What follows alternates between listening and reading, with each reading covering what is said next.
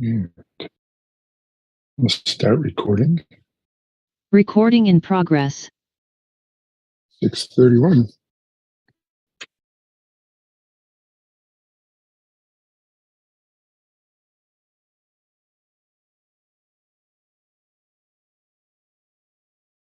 Good evening. Welcome to it's a regular meeting of the Norwich Selectboard.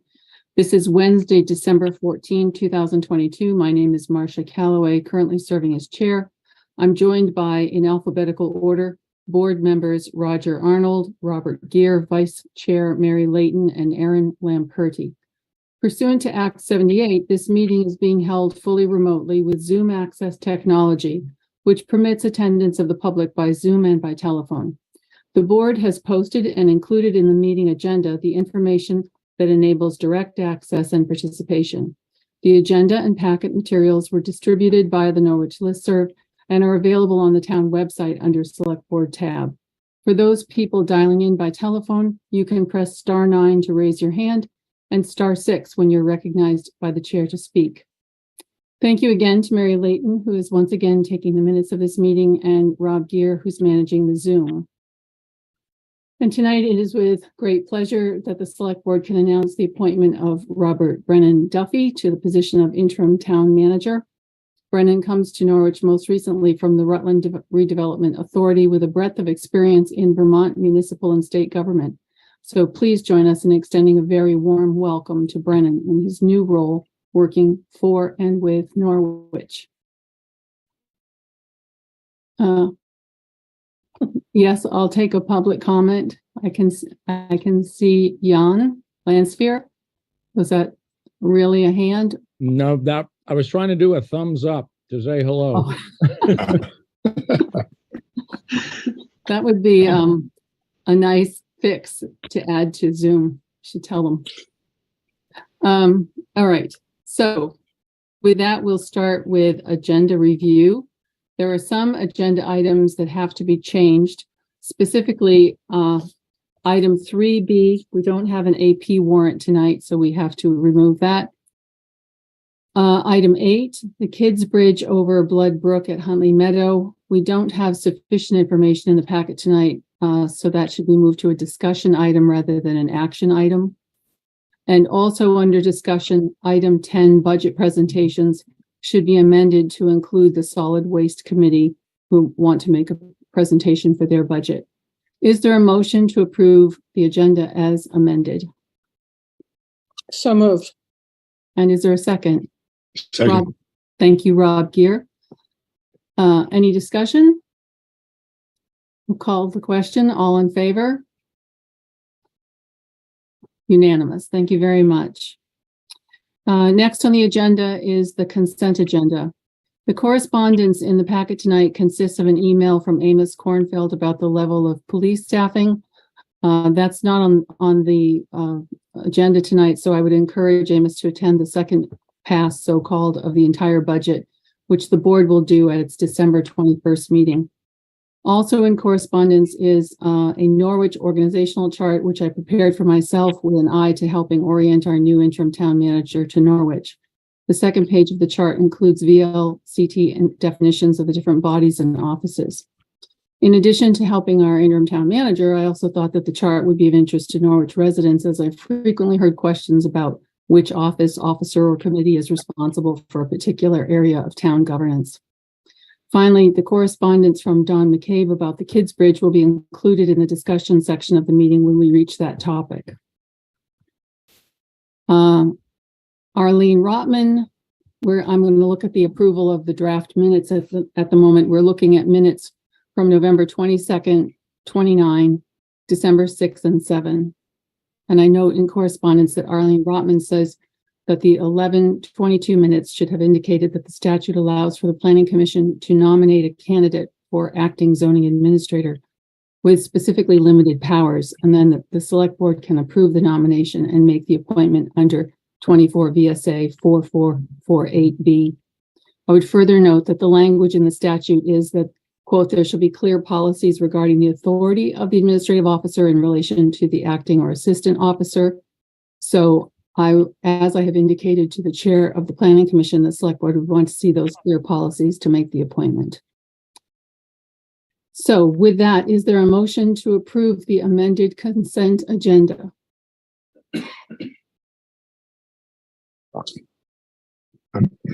Mary Layton? I have a question. So I think it's important to amend the 11/22 minutes. And because I believe that what I wrote as a minutes taker was that the planning commission can hire an acting zoning administrator, and Arlene's amendment suggested language says nominate a candidate with a specifically limited powers, as you had said, Marcia, and then the select board can approve the nomination, make the appointment. So my idea of amending would be to include the language that Arlene has set forth. So I just wanted to know if other select board members agree with that specific amendment, and I can read what she wrote again if needed. I would agree with that, just with that clarification that there is also the clear policies mentioned in the statute. Arlene's statement says specifically limited powers. Does that meet your standard of understanding? It's not the language in the statute, but as long as we all understand what it means. Roger, you have a question, comment? We've received extensive attorney advice on this question. We have memos that outline very specifically how we could use that advice to specifically revise the meeting. I'm not so sure that advice is necessarily in the spirit of anything that's captured here. So this is just a perennial question. I guess I'll just state for the record, I don't know why we use the taxpayer money to receive attorney-client advice if we don't use it. Well, I think in this instant, Arlene was trying to just make clear what she said in the meeting. And I was just adding that this is what the statute she's referring to said.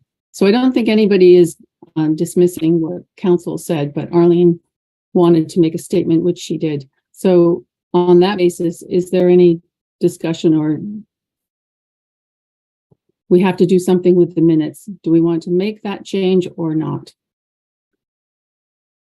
Mary? I have another suggestion. Just change the word hire in the minutes I wrote to nominate, or the select board can nominate. I don't know. I think what I wrote was incorrect because the planning commission cannot hire. They can nominate. So at least that part ought to be cleared up. I think that's fair. What does anyone else think? Yeah, I think just changing the one word is fine. I think that's the point here. Also, we shouldn't be revising the minutes unless to say something we didn't actually say at the time. And the point of the minutes is to record the gist of the meeting. So, but I believe that at the time, no one said hire. It was probably nominate. So I think that's appropriate. Okay. So do we have a motion? I'll try it. Mary? I move to approve the consent agenda, including amended minutes of 11/22. Is there a second? Roger? Is that a second or a question? I'll second, and then I have a question. All right, your question? Didn't we already approve these minutes? No, because there were the two sets in November had omissions, which actually you picked up on. They were not approved. I believe we tabled the 29th, but we approved the 22nd. They both had errors, which you had picked up on, which I corrected. They were just missing information. No, I understand that, but I'm just telling you what I believe that we did, which was that we tabled the 29th, but then we had corrected the mistake of the 22nd and then approved them. So I'm fine I don't know the policy for correcting already approved minutes. And, I'm happy to make this correction now, but also I believe we approved them. We could have a motion to uncorrect the minutes of 11/22 and then a motion to accept the correction to the minutes of 11/22. Roger, are you making a motion or just a comment? For me, Roger. Whoa, one at a time. Let's Roger. slow it down a little bit here. Yeah. I'm just stating what happened. I don't know how mercifully I'm not in the position of figuring out how we fix this. So I'll defer to Marcia. Well, I confess I have never looked this up in Robert's rules, but if the board agrees, we can do one of two things. We can unaccept the minutes of 11/22 and make a new motion, or we can make a motion to correct the approved minutes.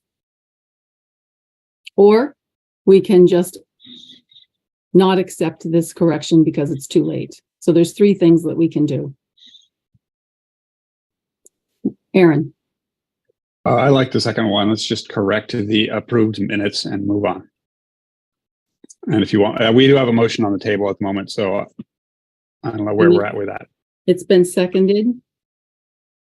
Is everyone comfortable with that? Any more discussion, or do you want to vote on that motion, which is to accept a correction to the approved minutes of 11/22?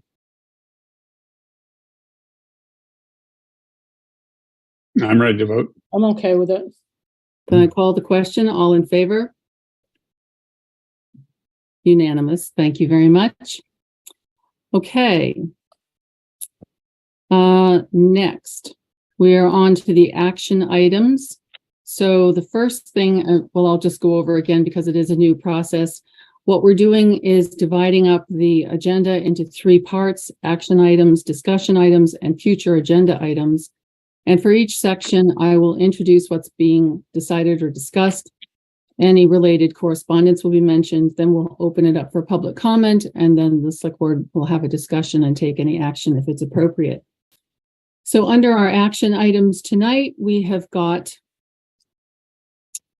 we have got an announcement of the interim town manager's appointment, the contract for town-wide reappraisal, renewal of the interim finance director contract, the permanent finance director position, and applications for persons to take the select board minutes.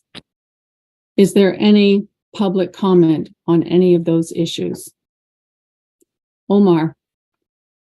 Please. Thank you, Marcia. Thank you. Homer Tryman, 236 Main Street. Thank you. First, just a congratulations. I know the interim town manager position is critical because there's a lot that we need a town manager in order to actually get done. Also, just aware that the board has struggled with OML in the past and taken an aggressive view on what is subject to exemption. So I'd encourage the board to share with us information about the process, how many applicants, how many finalists, what kind of backgrounds were considered, and what the discussion was and how the board decided on this candidate. Thank you very much. Thank you, Omar. I don't think we're prepared to answer that right tonight, but we will take it under advisement and get back to you. Promise. Stuart Richards. Thank you, Marcia.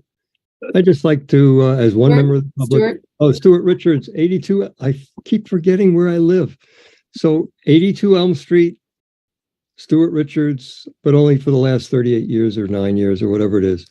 So I just like to, as one member of the public, just to welcome our new interim town manager, wish him good success, and thank you for volunteering and being agreeable to doing the job. It's not an easy job, as I think everyone who is on this meeting and the public will attest to.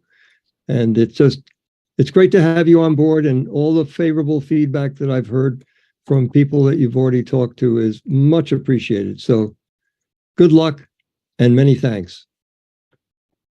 Thank you, Stuart. Any other comments? Rob, do you see any? No. Okay. The draft announcement that is in the packet, and just get back to that. I will read the draft announcement, and then the board will be asked to vote on announcing this in papers and listservs, etc. The Select Board of the Town of Norwich is pleased to announce the appointment of Robert Brennan Duffy to the position of Interim Town Manager. Mr. Duffy comes to Norwich most recently from the Rutland Redevelopment Authority with a breadth of experience in Vermont municipal and state government. His impressive record of completed projects includes grant-funded community planning initiatives. Brennan's experience, drive, and focus will serve our community well as we meet the challenges ahead. In his words, quote, "I am excited to be the Town of Norwich's interim town manager and look forward to working with the Select Board, town officials, and personnel, as well as Norwich's residents and community stakeholders. I hope to utilize my municipal government experience and background in community and economic development in the many important tasks at hand. I will provide transparent and collaborative leadership in performing the duties of the interim town manager, and I'm looking forward to this opportunity to help move Norwich in a positive direction. Please join us in welcoming Brennan Duffy to the office of Norwich Interim Town Manager." Is there a motion to accept the announcement of the interim town manager, Brennan Duffy, to be posted on the Town of Norwich website, the Vital Communities listserv, and released to the Valley News? So moved. Thank you, Mary Layton. Is there a second? Second. Second by Rob Gear. All in favor, I'll call the question. Unanimous. Thank you very much. And I should say at this point, Brennan, if you'd like to say something, your voice should be heard. Thank you very much. Well, I don't think I could say anything that wasn't just in that quick release there, but I am definitely looking forward to working with you all. It's my 4th day on the job here, so I've had a whirlwind of getting up to speed on budgets and other things that are critical to the town, and I've met a lot of very interesting and competent people so far. So I think that bodes well, and again, just looking forward to moving forward in a positive direction here for the next 7 months. Thank you, Brennan. We're very excited to have you. The next item on the agenda is the contract for town-wide reappraisal. Further to last week's deadline for submission of the RA 308 to the state of Vermont and a contract for town-wide reappraisal, Town Council reviewed the proposed contract, which I will refer to as draft number 1, and a redrafted one, which I will refer to as draft number 2, which is included in the packet tonight. Upon further review by the Listers Council, recrafted the Listers initial contract, which I referred to as now draft number 3. That has been reviewed and acquiesced to by KRT, the appraiser, and I sent it to the board this afternoon so that they would have it for discussion and action tonight. The final contract will be in the next packet for our meeting on December 21st, 2022. So, has the board had an opportunity to review that contract? We can take a motion first to approve it and direct the interim town manager to sign it and request the listers to submit it with the required RA 308 on or before the deadline of December 16th, 2022. Or we can have discussion first. What's the pleasure of the board?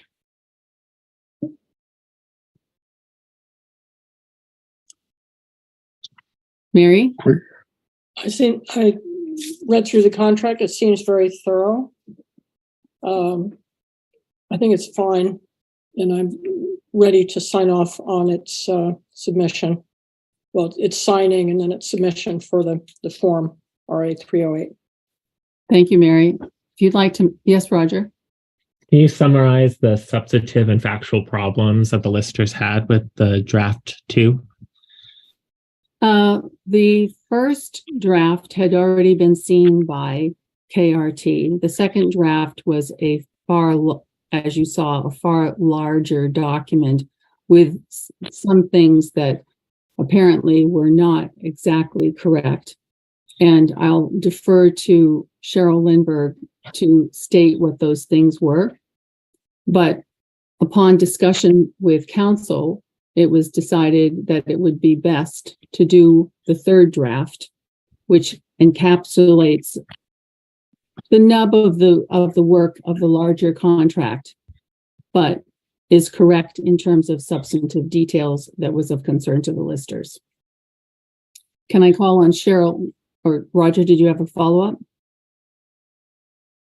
No, I mean, I'm asking about draft 2 because I believe that draft 2 was responsive to some of my concerns, and then not surprisingly, they are now omitted, but that's okay. Cheryl Lindbergh, did you want to make any comments about this? Thank you, Marcia. I think that you summarized it accurately. The listers, having received a very different document, had to immediately wrap our heads around it, and we were able to speak with town council to inquire about the original draft contract and whether or not he could work with that to make it acceptable to the select board. And he did take the time to do that. And so that's how we've gotten to this draft that got then reviewed today by KRT. And they've given a nod. They were hesitant on a couple of the parts of the contract, but they were not opposed to it. So yes, Roger. And we're just not to find out what these are. Well, I'm sorry, can you be more specific? Well, that's indeed what I'm asking for, some specificity. So yes, I understand that there are some things that weren't satisfactory in draft 2 to the appraisal. What wasn't satisfactory? I thought, in the interest of so-called transparency, right, to our public, we're supposed to talk about these things. So what wasn't satisfactory? Cheryl, there were some things, if I remember, that you said were not correct in that draft. Yes, there were many items in this document that he provided that were referencing incorrect software, incorrect sales study dates, did not identify the deliverables as clearly to in the contract that had been proposed by him. There were just many pieces to it that we highlighted to review, and then inquired of the attorney whether or not it would be okay to work from the previous contract drafted and seen by KRT, which he was fine with doing. So I don't know that I have that copy, because it was felt at that point that we could work with the original draft contract that was seen by the select board and amend it with a couple of things that needed updating, and gave the town council confidence in the contract. Thank you, Cheryl. And I can offer that council felt that this was the best approach given the 11th hour. We needed to move this ahead. And it's, there's things like a 30-day provision. If things are going pear-shaped and we need to get out of it, we can do it. But what we will do is meet the deadline and have a plan. Roger? My last comment. So I'm voting no because there's no reference contractually to any software. We've talked a lot about that question. It's not resolved contractually. And then, we wanted to make sure that we didn't lock ourselves into any specific kind of mediation. And I actually see that is detailed out. I'm glad that the attorneys had the benefit of reviewing that. I can also appreciate that the attorneys it's not in their interest to argue with their client, right? So I understand that they probably had minimum protections, but in facing pushback, they worked from draft 1 rather than, drafting a new document that addressed at least this board members' concerns. And my concerns, just to briefly summarize, were about scope of work, needing to detail scope of work, and then needed a timeline for each of that, for that scope of work. which is not ultimately represented here.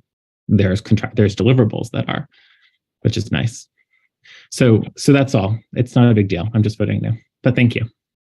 Thank you, Roger. I will say that I had a middle of the road discussion with the attorney so that we discussed what was the best way to go at this point. And I think I agree with his recommendation to use this. So with that, Mary, have you made a motion? No, I have not. Okay. Would someone like to make a motion to approve the contract for townwide reappraisal and to direct the interim town manager to sign the contract and to request the listers to submit the contract with the required form RA 308 on or before December 16, 2022?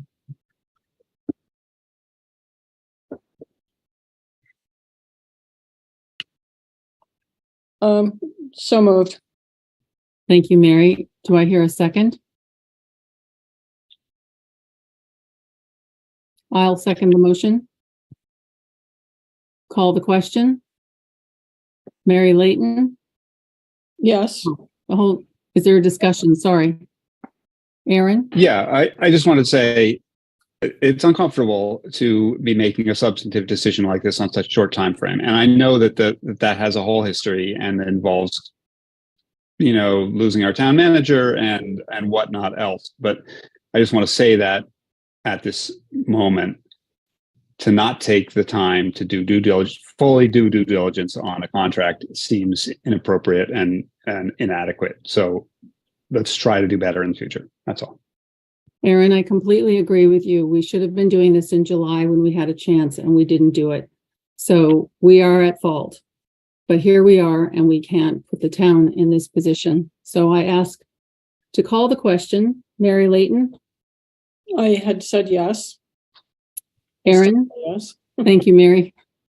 I'll vote yes. Yes. I'll vote yes. Thank you. Roger? I'm no. Rob? Yes. And Marcia? Yes. Thank you very much. The motion passes. Next, we go to the renewal of the interim town manager contract. Marcia, I'm sorry. Do you want us to authorize funds? How is this contract being paid? We have the money in a reserve fund, right? Mm-hmm. And I believe it's 190,000. And I believe that in the budget, we'll be asked to put aside more money.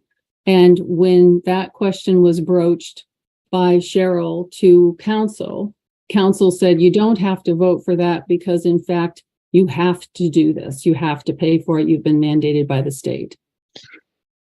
I understand that, but reserve fund, if the funds are coming from a reserve fund, which is a select board authorization, do you need a motion to authorize the funding of it? It's the funding source that I'm asking for. If you want to do that, that's fine. I thought it was obvious that it was the reserve fund for that purpose. But if it's not clearly obvious to other people, I don't think a motion ever hurts. Aaron? I think to take money out of a reserve fund, a motion is required, isn't it? Is it not? But anyway, yes, let's have a motion. Well, that's fine. We'll be prepared when it happens because it's not coming due for a while. So, and are we going to remember this when it is due? Because we don't pay up front, right? Right, Cheryl? Can I ask you that? The way it will work according to the contract is that we will receive monthly invoices for the month in the month after work is done. It will be submitted. If the board would prefer to each one of those invoices to be separately authorized from the reserve fund, it's just let us know. But again, that's what would come out of that fund would be the invoices that would pay for the reappraisal. Well, as long as it's going to be monthly invoices and presuming they're going to be starting when? Can you tell me when? So we asked not to have it start before February 1st. And I think we thought about waiting until town meeting to make sure that the town has appropriated all the funds necessary. So I would imagine that sometime after town meeting could begin the the timetable. And it could be a little later than that. Okay. I'll entertain a motion if the board wants to have a motion to pay the KRT appraisers out of the reserve fund.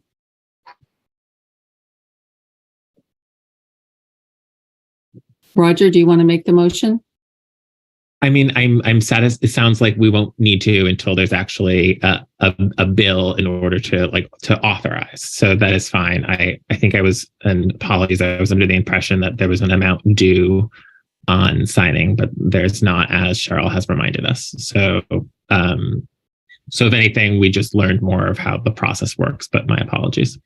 No, it's good. Everything's good. We're learning. All right. So is everyone comfortable with that? We'll make a motion and I'll leave it to Cheryl to remind us that we need to do that.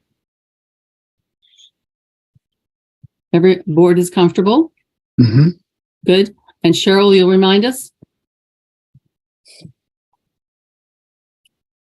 I'll take silence as an assent. May we now move to item number 6, renewal of the interim finance director contract. Joyce Hasbrook has been serving as our interim finance director since the finance director position has been vacant. She is an employee of Robert Half, a staffing agency. Joyce's current contract ends December 21, 2022. As the town is without a finance director and has yet to initiate a search for a full-time replacement, an extension of Joyce's contract has been proposed through the period April 30th, 2023. The Robert Half proposal is enclosed in the packet, and the idea of a 4-month extension is being proposed to allow for a period of overlap between Joyce's work and hopefully the work of a new hire. So, is there a motion to renew the contract with Robert Half for the services of Joyce Hasbrook for the period January 1, 2023 through April 30, 2023? Can you say the dates again, please? Yes, January 1, 2023 through April 30, 2023. We have a motion and a second we can discuss. Yes, Aaron. So I'll make that motion as stated. Thank you. Do we have a second? Rob, Second. thank you very much. Any discussion? Mary? Did you say again that her current contract ends on December 21st? Yes, and so it's interesting that this contract starts, well, it's not really a contract, but the proposal is January 1st. Okay. I'm not sure if she had intended any vacation time. I don't think so, but let me just ask. Brennan, I hate to put you on the spot, but are you aware of any vacation time, or do you think that this was an unintended gap? I think that might have been an unintended gap from my discussions, and the fact that it's stated as a 13-week period makes me think that that last week of December might have been built into that, but we could double check that. I think the substantive piece is that we would like to renew the contract with Joyce here tonight. Thank you, Brennan. The email in the packet says 17 weeks, but I think maybe we should make a friendly amendment to change the date to December 22nd, the day after her contract ends, through April 30th. Yes, Aaron? Or we could make a friendly amendment, to correct the dates. But yeah, maybe that's adequate to 22nd to the, either way. So it was your motion. Yes, I accept the amendment on the dates. Thank you. Do we have a second? Second. Rob seconds it. Any Again. further discussion? Call the question. All in favor of the extension? Cheryl has a hand up. I don't know if you want to ask her first. Thanks. I can't see everyone's. Cheryl Lindbergh. Thank you, Marcia. I just wondered in the contract, since I've been signing checks, there are additional travel expenses. Is that part of the contract to pay the mileage expense or not? I was just wondering what the contract stated about mileage reimbursement. That's a good point. I never saw the initial contract. It was through Rod when he was town manager. So I don't know what it provided, but this email doesn't, it's silent.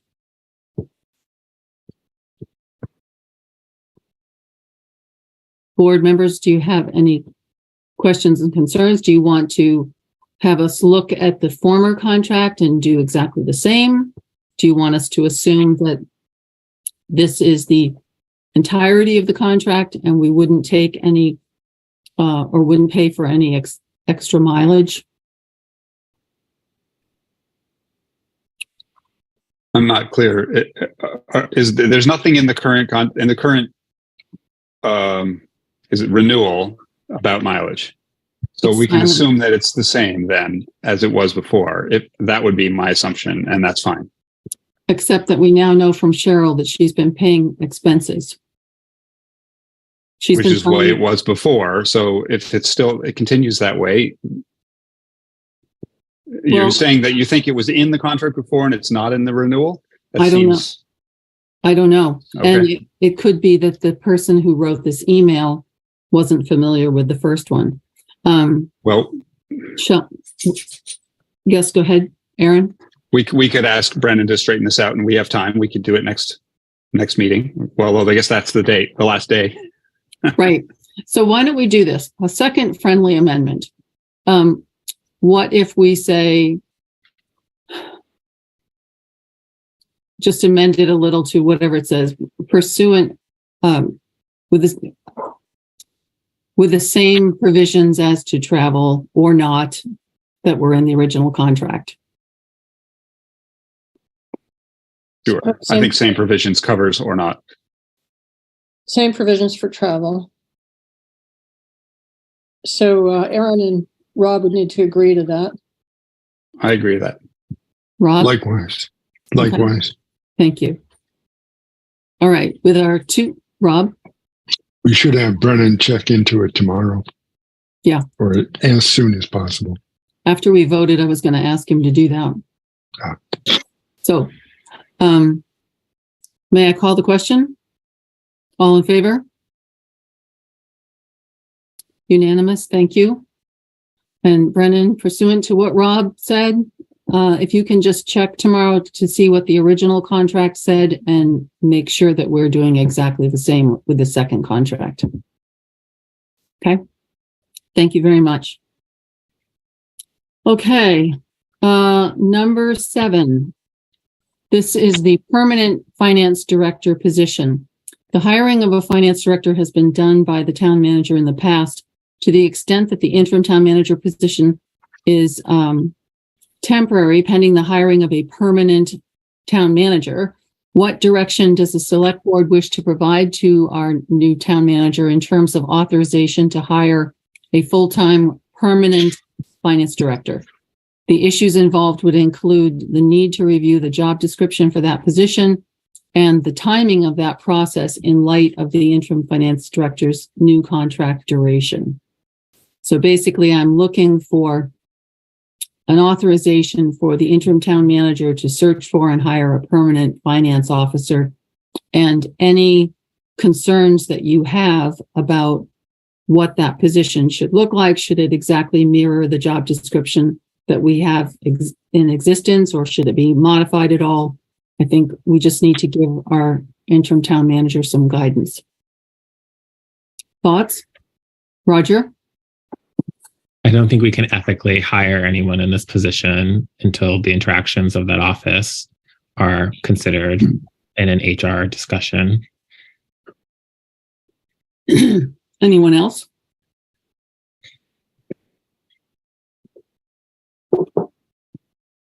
Mary? Just in reference to what Roger just said, I'm not sure there's an HR issue now. Would there be an HR issue if it becomes some sort of permanent position? I don't know if our troubles of the past are due to having a permanent town manager, a permanent finance director. I just don't, to me, that's an open question. I tend to agree with Mary. I think that we have to hire someone, and concomitantly, I think we have to be working towards deciding what we want to do in terms of an HR position, an HR consultant. And I think we need to be looking at all of our job descriptions and our personnel policy. I think all of that has to be done at once.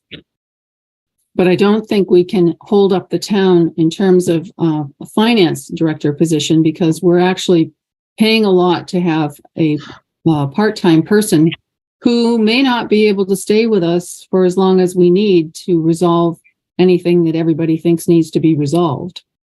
Aaron, did you have a question or a comment? Yeah, I think this is a very thorny question at a difficult time, and so I don't think we should be making any decisions right now. That I think Roger's absolutely right that we haven't resolved a set of issues that are somewhat nebulous and also somewhat specific, and that lost us our last finance director, and yet we obviously, as you say, do need to resolve the question of a permanent finance director at some point, and it's probably sooner rather than later. So it's difficult, and we're right now just barely starting a new interim town manager. We're still working on the budget and everything else. I think this probably needs to be delayed, but we need to keep working on it. So I think we have to get our heads, as we talked about last time, around the question of the functioning of our government and personnel before we can start talking about bringing people in, as Roger says, ethically. We just have to get some sort of handle on it first. And that's how I feel about it. Roger? Yes. Mary, I can't believe, frankly, I can't believe you would say that, Mary. That is so disappointing and shocking. And I'm just going to try to hold as much space as possible. I don't understand how you could have lived through the last 8 months as vice chair and just want to make a hire and be done.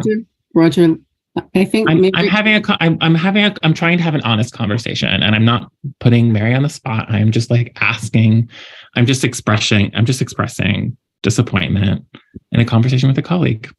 That's all. Mary? Thank you for saying that, Roger. I just have doubt. I think that what happened with our previous finance director, there are many unanswered questions, and there are a lot of disturbing sort of, I don't know what you'd call them. There are many questions that it would be good to get to the bottom of. And I think when we've had our recent discussions about HR and what to do, they've really been all over the map. So that's one thing. I don't discount what happened as being trivial, and I don't discount that there are serious issues that need to be resolved. But I also notice that I'm not seeing the same, I'm not hearing about the same traumatic interactions at the moment with an interim finance director. So I don't know if it's because of different personalities. I don't know if there's something about a permanent finance director that would be threatening. I just don't know. I'm just saying that I'm not seeing that current level of rancor. I'm not hearing that right now. That's all I'm saying. Okay. So, and another thing is just it's still a pretty tough hiring market. So to me, just looking would not be harmful. So, but yeah, I don't know how to get to the bottom of it. I think it's a different climate now with the interim. So I'm not saying that I'm glossing it over at all. And I appreciate your concerns. I appreciate Aaron's concerns as well. Thank you very much. Rob, do you have something to add? I'm of the opinion that it's going to take a fair amount of time to find somebody. It took a fair amount of time to find Fielding, and getting started is not a bad idea. And hopefully we'll take positive actions at resolving the hazards of being in that position by the time we find somebody who could fill it. It's a lot to put on an interim town manager to be looking for somebody with these things in the back of the mind. But I think it's a good idea to get going. Thank you, Rob. I agree with Mary and Rob. I think we need to start, and I think we concomitantly have to start thinking about how we do these things. One of the things that's important, and I think that we probably should have learned, is that we need more collaboration. We need staff and elected officials to be sort of consulted about things. Doesn't mean they're making decisions, but I think everybody feels the need to have some agency. I hate that word, but it's the only thing I can come up with at the moment. But everyone needs to feel agency and respected in their piece of the puzzle. And I think that by looking at job descriptions, that's one of the reasons I thought that chart is helpful. The organizational chart that I put in, I'll be right with you, Roger. The organizational chart sort of, I think, helps me see how people need to work together. And I think that the thing that we need to impress upon new employees, old employees, everyone, is that we need to work together and that everybody has a job and we have to understand how those jobs interact. After that, if we have disagreements, we have something factual to fall back on, but we can't do anything based on stuff that happened in the past and that isn't necessarily proven or factual or eligible to be proven because it's in the past. So I think that's my take. And Roger, go ahead. So I'm just going to say, if you're forcing me to start stating the problems that are going to, that would actually be privacy violations. So if this board refuses to take up the legitimate workplace disagreements that have plagued that finance office in particular, I'm going to be in a position to actually have to state them, which is fine, but makes the town vulnerable. So I don't know why, we are using truisms to escape the structural problems that we need to just face and own up to and then talk through, right? And so that way people who are hired in these positions can have real solid footing. It is, I don't understand what the reluctance to have the conversation about the structural problems. I assume it's because people don't know them. I don't know how that's possible, but we can talk about that. Otherwise, I'm put in a position to talk publicly, which would be inappropriate. So I feel like this is sort of my last plea with this group. That's it. Thank you, Roger. I don't think that the board, we're not threatened by this. And I think that we all have to understand that structure is what we're talking about. Everybody's talking about structure. And so at the moment, what we need to do is ensure that we have people in place so that we have a structure. Once we have those people, I don't think we can just throw everybody in as we did before. We have to have some HR component that is going to be coming in at the same time with an understanding of what their task is. We, as a select board, do not have the scope or jurisdiction to try and be HR people or to hire and tell other people who are elected officials and employees of the town that we don't hire. We're hiring a town manager. That's our employee. So I think we need to start and look for a finance director. And I think the way to begin this process is to look at the job description that there was and start looking. I think Brennan should be advised to start that process, and the board should be advised to start thinking about how we want to implement a solid HR structure for all of our employees in this town. So when are we doing that? I guess would be my last point then. First meeting in January, if you want. We can start that process of thinking it through. We've got to get through a budget. December is all about budget. Then we've got to get through the town meeting, but we can certainly start working on personnel. I would ask that we wait until after we've begun the process of talking about our HR environment, and Brennan has a little more time under his belt before we start talking about hiring anybody, or certainly another finance director. So I would say put that off until later in January or February, at least myself. Well, I would remind you, Aaron, the reappraisal was put off. We don't want to be putting off too many things. I've got a timeline that I'm looking at, and there's a lot of stuff that this board has to attend to. It's hard work, and we've just got to do it. So I would like to ask, do we have a motion to authorize the interim town manager to search for a permanent finance officer? Maybe we want to authorize him to do the search, and maybe we want to be involved in the hiring to some extent, giving consultation. But I think there has to be a start. So do we have a motion to pick up on any of that? Mary?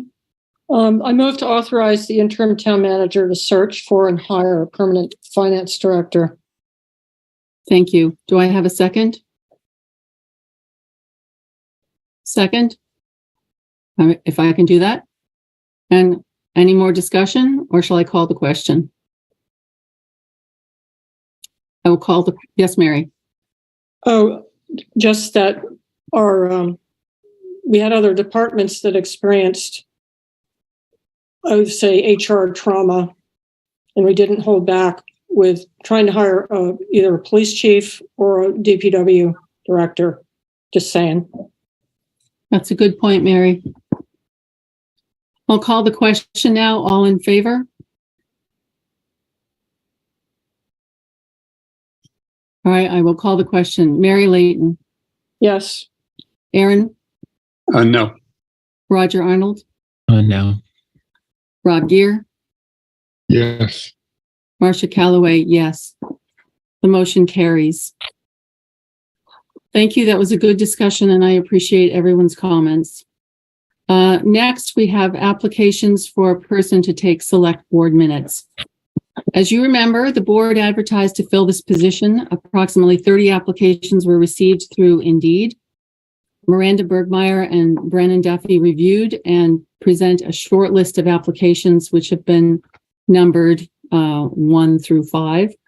And those applications were provided to the board under separate cover. We'll now discuss the applicants using their application number only. I'll ask the board, is there any discussion? Is there any concerns? How do you want to approach this? Rob? Were there any local applications? Did you see the Miranda? I did, but I mean, that didn't make the final cut. Oh, no, I don't think so. I mean, it was on Indeed, and so, with Zoom, people can be working from anywhere. So the thing I'm concerned about is minutes then would be very dependent upon Zoom being available, Zoom recordings or the JAM recordings being available. And the question then is do we have plans that if we have to go back to meeting in public, are we going to be hybrid? And is that going to end up giving us the sort of flexibility for somebody to be remote? Good questions. We had sort of talked about that, and the expectation and hope by some people in town that we will be hybrid. And I know that it is possible. JAM CATV can do it. So, it's a technological gamble, I guess. But we haven't had any local takers. One thing that we could do is ask the town manager's office to maybe make some calls or something and narrow this down and ask those questions about Zoom and connectivity and that kind of thing. Also, another question I had was, are they going to be listening real time or from recordings? So if it's real time, do these people know that our meetings drag on till 10:30 on occasion and 11? Or is that automatically give a preference to West Coast people? Well, I was just going to say that there were a few West Coast people. But the flip side of that is that if they have another job, then it might interfere with the other job, depending upon their timing. So does anyone else have any concerns about long distance Zoom minute takers? Mary? I was impressed with credentials, and it was a little unnerving to see how far away people are. Yeah. But it is also it's not unusual, I think, in today's marketplace to have people doing remote work. Daughter lives in Ridgefield, Washington, and her work is in Boston. Right. Well, would it be helpful if we could learn some more about people's connectivity and other jobs so that we could be assured that they understand the duration of our long meetings? Roger? They also don't have to come to our meetings. They could watch the recording and put it on 1.5 speed, for example, and get all they need to know. It depends on, some of them have backgrounds that suggest they might have different methods for recording. So they just ultimately need to get it to us within 5 days, right? So I'm not concerned about their presence. They can do it however and wherever they'd like to, as long as they're qualified. So I guess if anything, I'm fine with any of these candidates would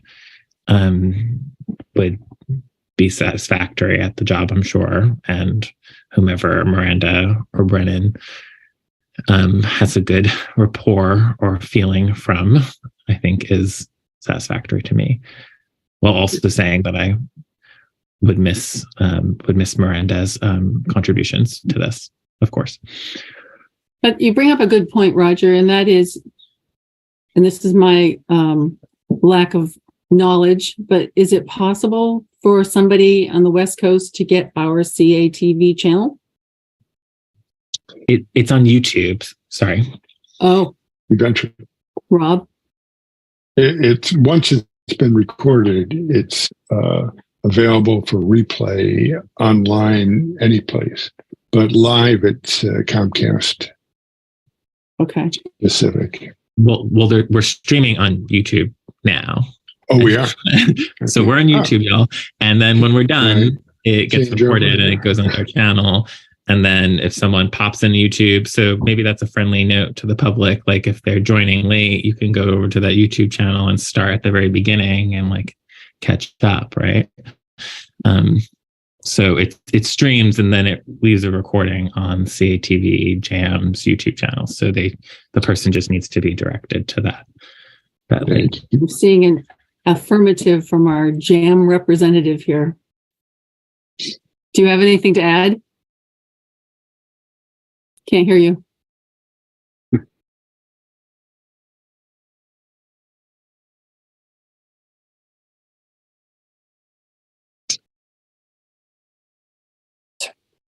Technical difficulties from our technician.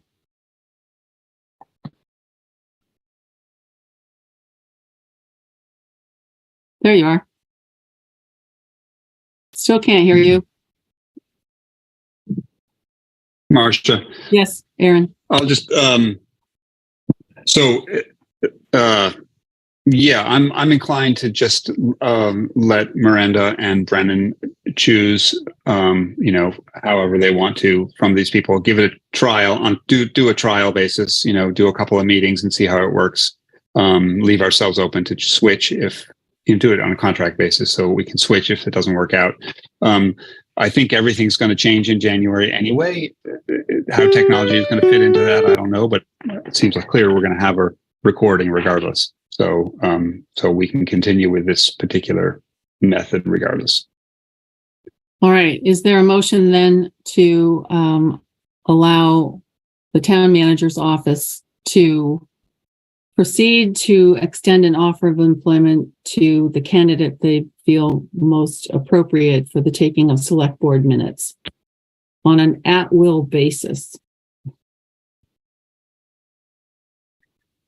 So moved. And do we have a second? Second. Thank you, Rob. Call the question. All in favor? Unanimous. Thank you very much. Marcia, Yes. excuse me, could you repeat that? Can you repeat that motion? A motion to extend an offer of employment to be selected by the town manager's office as most appropriate for the purpose of taking select board minutes on an at-will basis. Okay.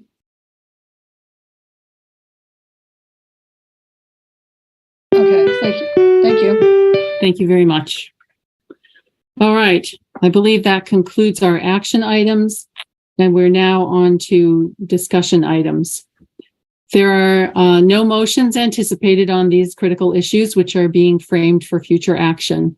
The order of process again is introduction by the chair, any related correspondence, public comment, and then select board discussion. So the first item is the kids' bridge over Blood Brook at Huntley Meadow. So John McCabe has requested the board approve the kids' bridge construction. He may be here. I'm here. Okay, just a minute. The request is to approve the construction before December 31st, 2022 to take advantage of a price reduction. The request indicates that the donations have been collected and for the expense, and that the price reduction for the prefabricated bridge is available if the project is approved by this board before December 31. However, the item was moved to discussion for several reasons related to insufficient information. Specifically, Bree Swenson, who may be here, indicated that I'm sorry, there's something funny happening, but can someone just pay attention to what's going on their computer? The funds donated to date, as I understand it, have been used for site evaluation and preparation. If there's someone who's trying to speak, can you just wait for a few minutes and you'll be recognized? Hopefully Bree's here and she can speak to that. We also need to hear from our interim finance director about how much money, if any, is left in the fund. We don't know that yet. And we don't know the cost of the bridge. I'm going to suggest that the board would like to hear from Bree and Dawn to get more information, and to get more information from Joyce Hasbrook about the funding, and then that we postpone any action on this item until December 21st, which would still be in time to take advantage of any price reduction. So to begin the discussion, I would look to Dawn to give us more information, and Bree if she's here as well. Oh, there's Bree. Is Dawn here? Because he sent the message. Muted. You can hear. Dawn? Yes, can you hear me? Yes, we can. Okay. You have my comments, and that outlines the basic premise of the project and the way the project was designed and funded and implemented through volunteer work to get the job done. We are not asking for any money from the town of Norwich. What we are asking for is an accountability for the funds that were given to the town manager at the time, Herb Durfee. And there's an open and public record of donations given to the town manager for deposit in either a designated fund or a special fund or a reserve fund. We're not sure which. But that guarantee was made, and those funds were designated exclusively for the bridge. In contact with the town, me and others are unable to locate where those funds are. We assume they are safely deposited, but there's no record in the public. Looking at the packet and looking at the general ledger. So someone who has more experience than me would be Cheryl Lindbergh, who, if she's here, maybe she could talk about the search for those funds. Okay. Thank you very much, Dawn. We'll get to the bottom of this. Roger, I was going to go to Bree next. Do you have something to add first? Well, I kind of want to back up a little bit, and because we had the benefit. Can we just summarize what's like happening to date, like really clearly? Because we know that the stream alternation permit from the state and the conditional use permit from the DRB was granted. This project was last left off with Rod Francis with that further engineering of bridge and abutment was required to ensure that under flood condition, the bridge does not break up and cause private property damage downstream. Right.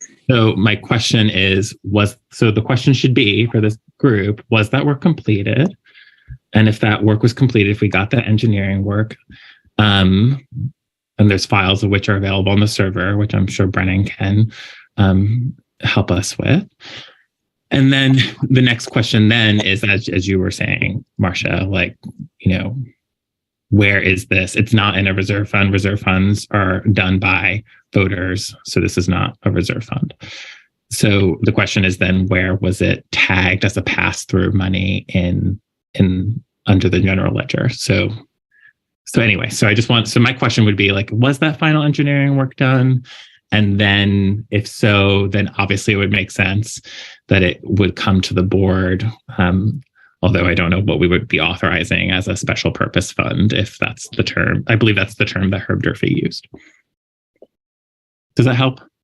Yes. So if I can respond to that, Bree may have some information, but my information through the public record, dating back to February 4th, 2022, is that, and actually April 9th, 2020, is that the necessary studies were commissioned by the town and completed, providing for a safe and long-lasting installation of a prefabricated bridge, which can be by design, and this would be up to the installer, the trail committee under the CREBS.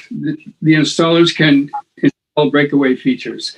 That is a feature that could be decided on site, but the actual site approval, to my knowledge, has been completed. Thank you, Dawn.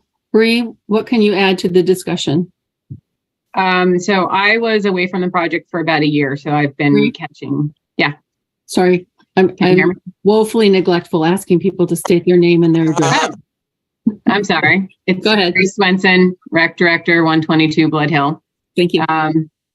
So I've been away from the project for about a year, so I'm kind of catching up, but it sounds like we have gotten as far as getting the permitting in place, which is great. That took quite a while. And what Don's talking about, this breakaway and the abutments, that's the part that still needs to be done. And we're really still looking back at this project. Now, there's a lot of catch up to do.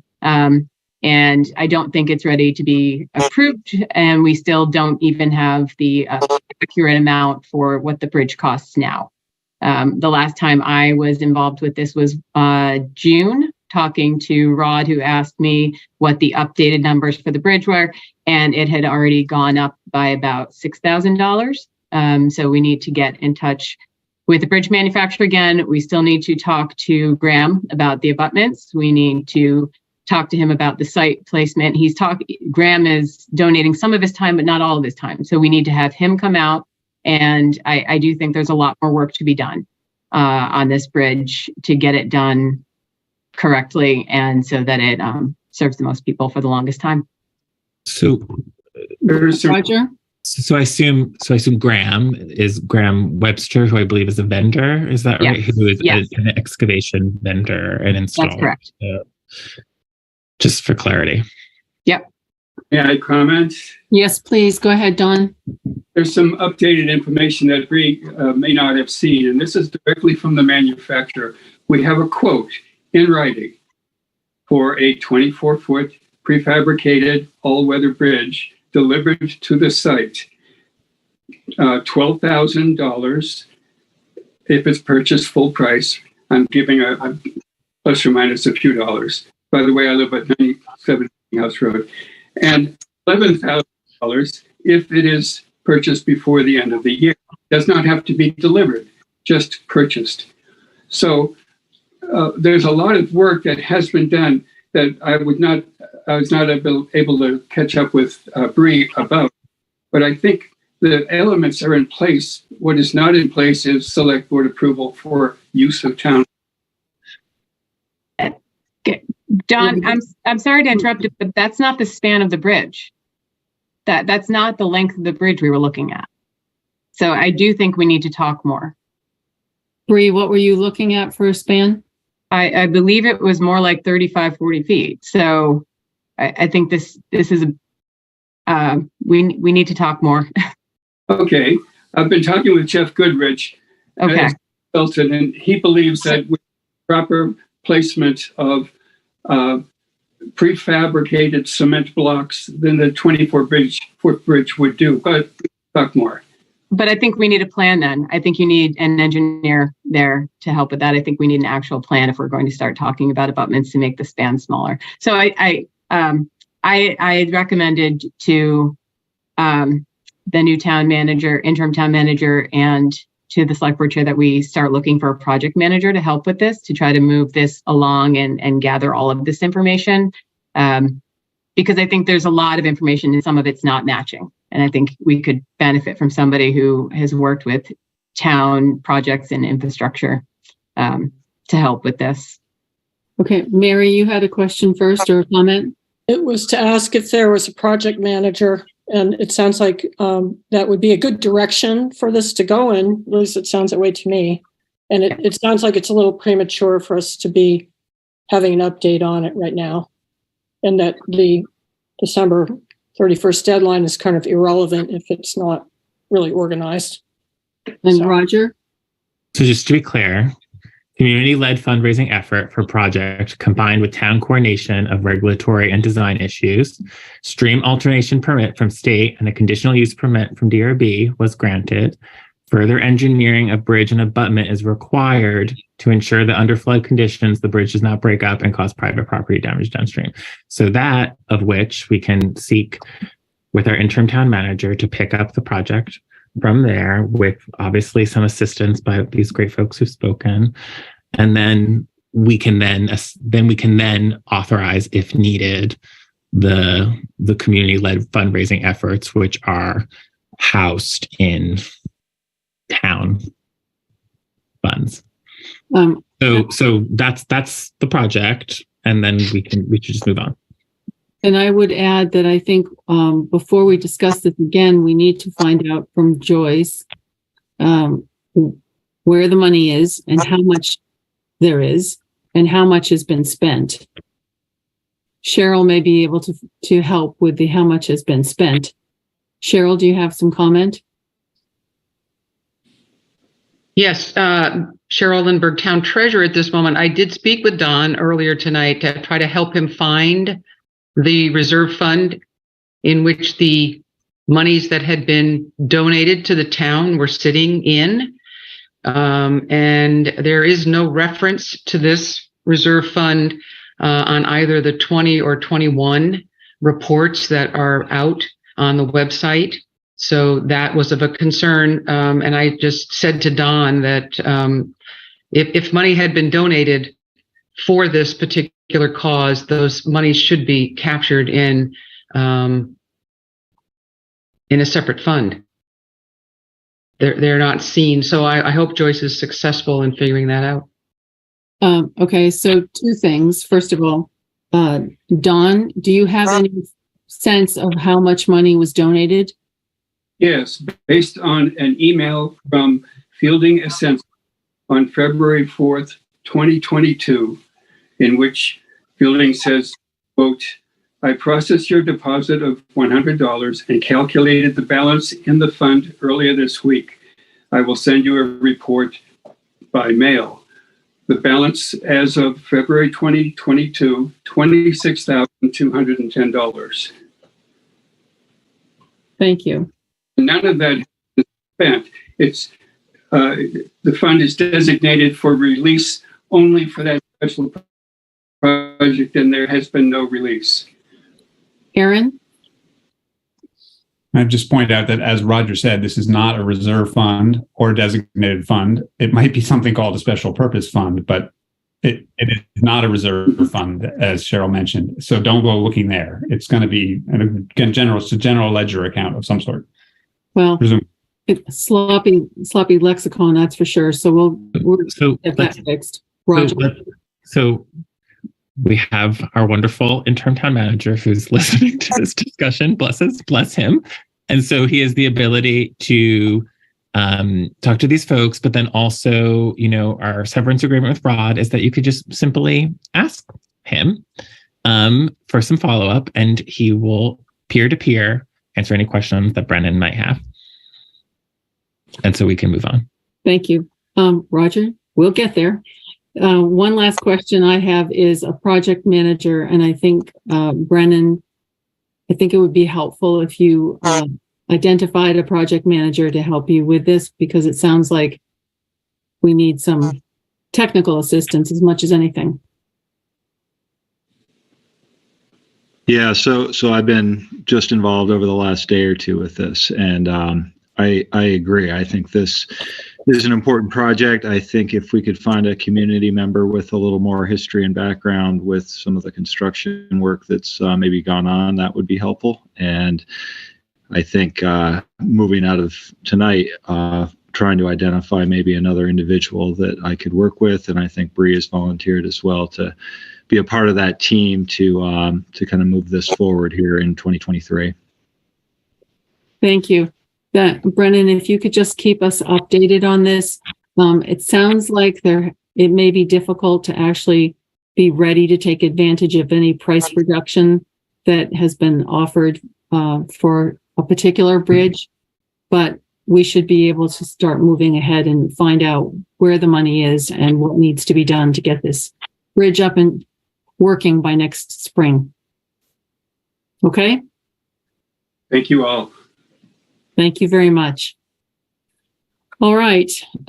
Next, we're up to budget presentations. And tonight we have the town clerk, the listers, the energy committee, the conservation commission, and a late add, the solid waste committee. So who is ready to present? Do we have the town clerk available? We do, Martha. Yeah. Hi there. Go ahead and identify yourself. Bonnie Monday, 1540 US 8 5 North. Thank you very much, Bonnie. Go ahead. What would you like to tell us about your budget?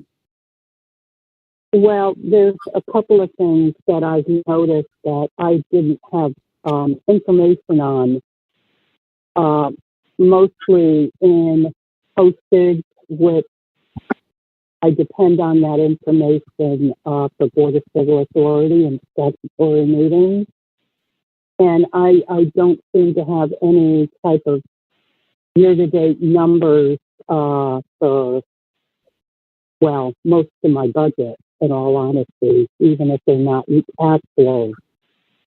I have a lot of blanks where I have nothing to compare this year to last year as far as some of my expenses. So on the town clerk's budget, you'll notice that I asked for some money for office equipment. Our IBM Selectric is on its last leg, and yes, in the town clerk's office, we still use an actual typewriter for things. So we are probably going to have to update that. And also, I've increased these meetings and subscriptions. Whoever takes my place as town clerk is going to have to use this for herself, himself, and their assistant to bring up their education levels. Bonnie, I'm sorry, I didn't understand that last point. We're having a little bit of difficulty hearing you. Well, as you all are aware, I'm retiring this March. Mm-hmm. And therefore, I'm taking a lot of knowledge with me, which will be the person who comes in to replace me is going to have to be educated in certain ways beyond what I have been able to teach to this point. So is that education piece in the budget? The education piece I brought up to $350 because they will have to attend seminars for Board of Abatement, Board of Civil Authority, elections. There's quite an array of training that they will have to do. Some of it can be free, some of it is not free. But in fairness, the new person is going to have to be educated to some extent. And also, I would like you to take time to speak with me about how that process can, or how I think it should be handled. Your what process? The process of me leaving. I'm sorry, I still didn't. Transition process. Okay, thanks. Thank you, Mary. You're welcome. I thought long and hard, believe me, for over 2 years on possibly our best course of action as far as my replacement goes. And I would like to have a frank discussion with you all very soon to acknowledge my thoughts. Okay. And to speak to you as to why I am thinking the way that I am. Okay. Did you have anything else? I wanted to know what the blue marks were for office equipment. The blue marks are things that I changed from what Bruce had put in as task 1. He had me in some things higher than what I thought was necessary. And then in other areas, I thought it was necessary to increase those items. So the blue ones represent your change. Right. She had put 536 in. I put 500 in. Okay. She put 188 in for education. I put 350. Okay. Good. And normally I have last year numbers of some sort that I can compare this year to last year. And I have no numbers to look at this year for comparison purposes. So there's the fiscal year The only thing performance. I have is, So pardon me? where it's the line, the column for fiscal year 23 performance, a lot of that is 0, and that's what you're referring to, right? Yeah, that and year-to-date numbers. Even if they're not the actual year-to-date numbers, would have been very beneficial for my purposes to have those filled in with some sort of number. And the only thing that I can believe or think, because there is nothing in there, is some of these things haven't been tracked. So, So is the it your, numbers- and I'll ask Brennan this as well, but is it your understanding that those numbers will be available for the second pass?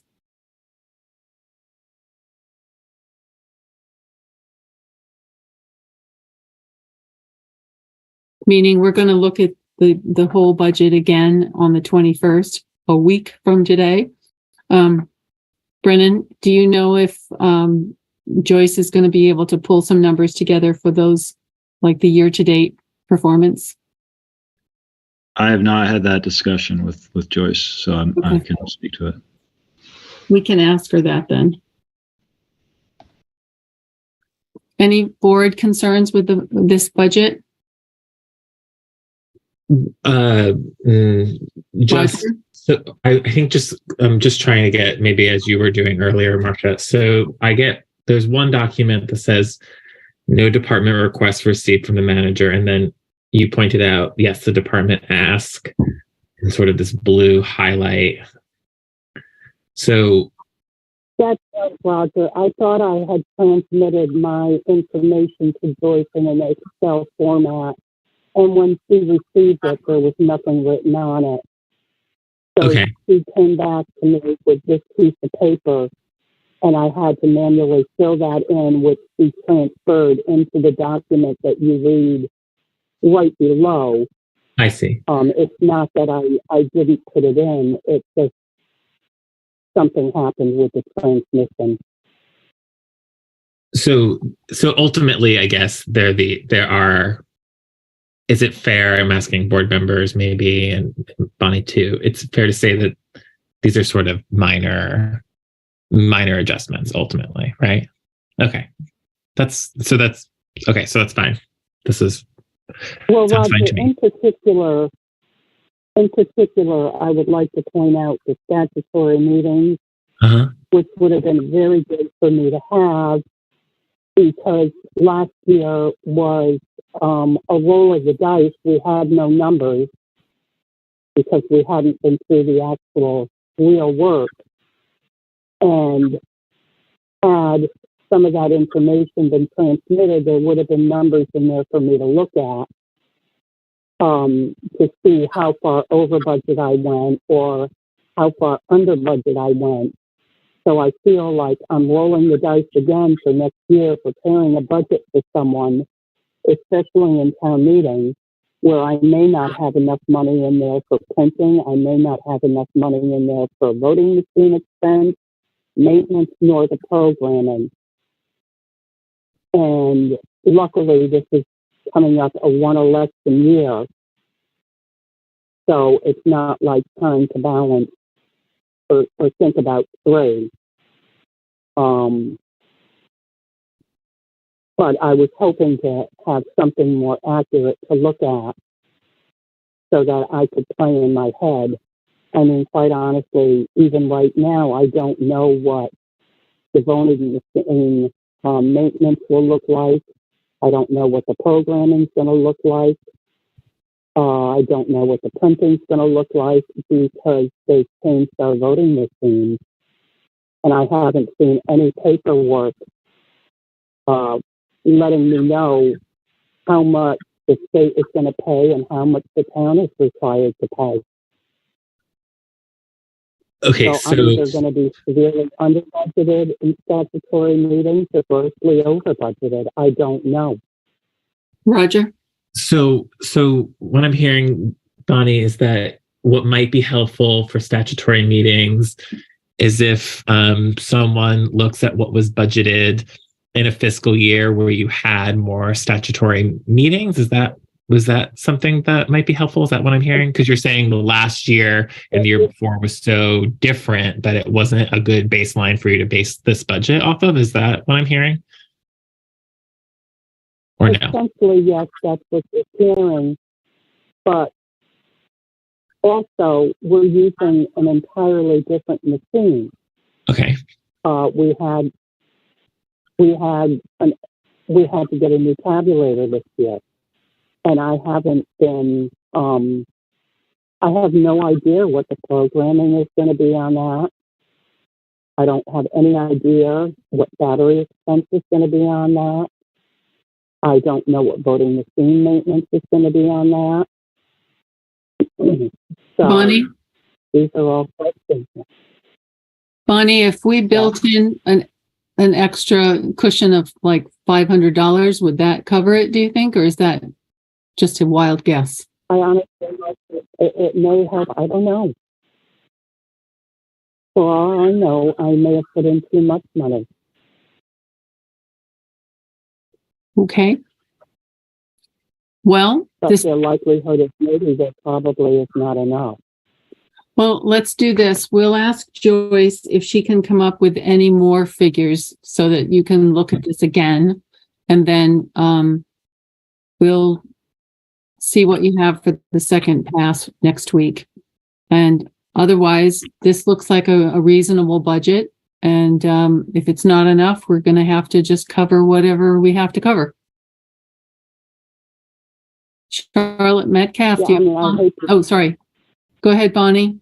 I hate to start somebody's term off already fighting with under budget and then having to present to the town why the numbers are so bad. That's what I just don't feel very good about. Mm-hmm. I understand. Thank you. Is there anything more you want to say about it before we take public comment? Not about the budget, but I do want it on an agenda to talk about my leaving, please. Okay, so basically, a sort of elected officials exit interview sort of situation, right? Sort of, yeah. Okay. Yeah. We'll work on that. I would like to do this before town meeting goes on and forward because I'm considering asking you all to add an article to the ballot. Okay. But I would like to discuss it at first. All right. So I've got that for my calendar. Thank you. Charlotte Metcalf, do you have a comment? Yes, I wasn't able to hear everything Bonnie said. But I think she did acknowledge the fact that she is stepping down from a position she's held faithfully for over 30 years, which is going to be a very huge, an adjustment for the town. And I think that Brannon needs to be aware of what we are losing at the same time he is coming on board. And I want to say that it's not any too early to thank Bonnie for her loyal service and her critical work for the town during COVID, where she served every day, unlike some of the other people who work for the town, and where she unfortunately did succumb to COVID and is still suffering from some of the repercussions of it. So thank you, Bonnie. I think we all need to not only thank her, but support her wishes for, I think she said, some opportunity to speak to the town as she steps down. I'm not sure that's what she was saying, but I hope she'll be able to have a voice and to enjoy our enthusiasm for everything she's done. Thank you. Hear, hear. Thank you, Charlotte. Stuart Richards. Stuart Richards, 82 Elm Street. Thank you. I'd like to also voice a huge thank you to Bonnie Monday for having served the town enormously over, I don't know whether it's 25 years or 30 years, but it's some very, very long period of time. So thank you very much, Bonnie, just from one member of the public, and I'm sure that there are others who would echo these same sentiments. And one further comment, and that is, I'm not sure if I missed an opportunity to speak between 9 and 10. There's a discussion items where public comment is supposed to be happening, or have I misinterpreted that? I think you're having your public comment. Did you want to say something else? I did. I wanted to say something about something that's not on the agenda, and that is the police budget. Is that permitted at this point? Well, at this point, we're talking about the items that are on our discussion items. And next week, we're doing a review again, of the whole budget. And so it would be very helpful if you saved it for that meeting. Okay, good deal. I will. Okay. I'll be sure. We'll look forward to that. Thanks so much. You're welcome. All right. The next presentation, I believe Bonnie was finished. And if not, Bonnie, speak up. The next would be the listers. So Cheryl and Pam, are you here to speak to us? Yes, Cheryl Lindbergh, lister, and that would have been what I would have liked to have done, was to encourage having Pam be present as well, because we are a board and we share this responsibility of working on the budget. And Pam may remember things I forget. So I would just like to start off and say that I appreciate getting the corrected information to the select board in the packet. Just a misunderstanding of what was submitted originally. So we got that straightened out. Overall, the department ask is at $117,734 in total, which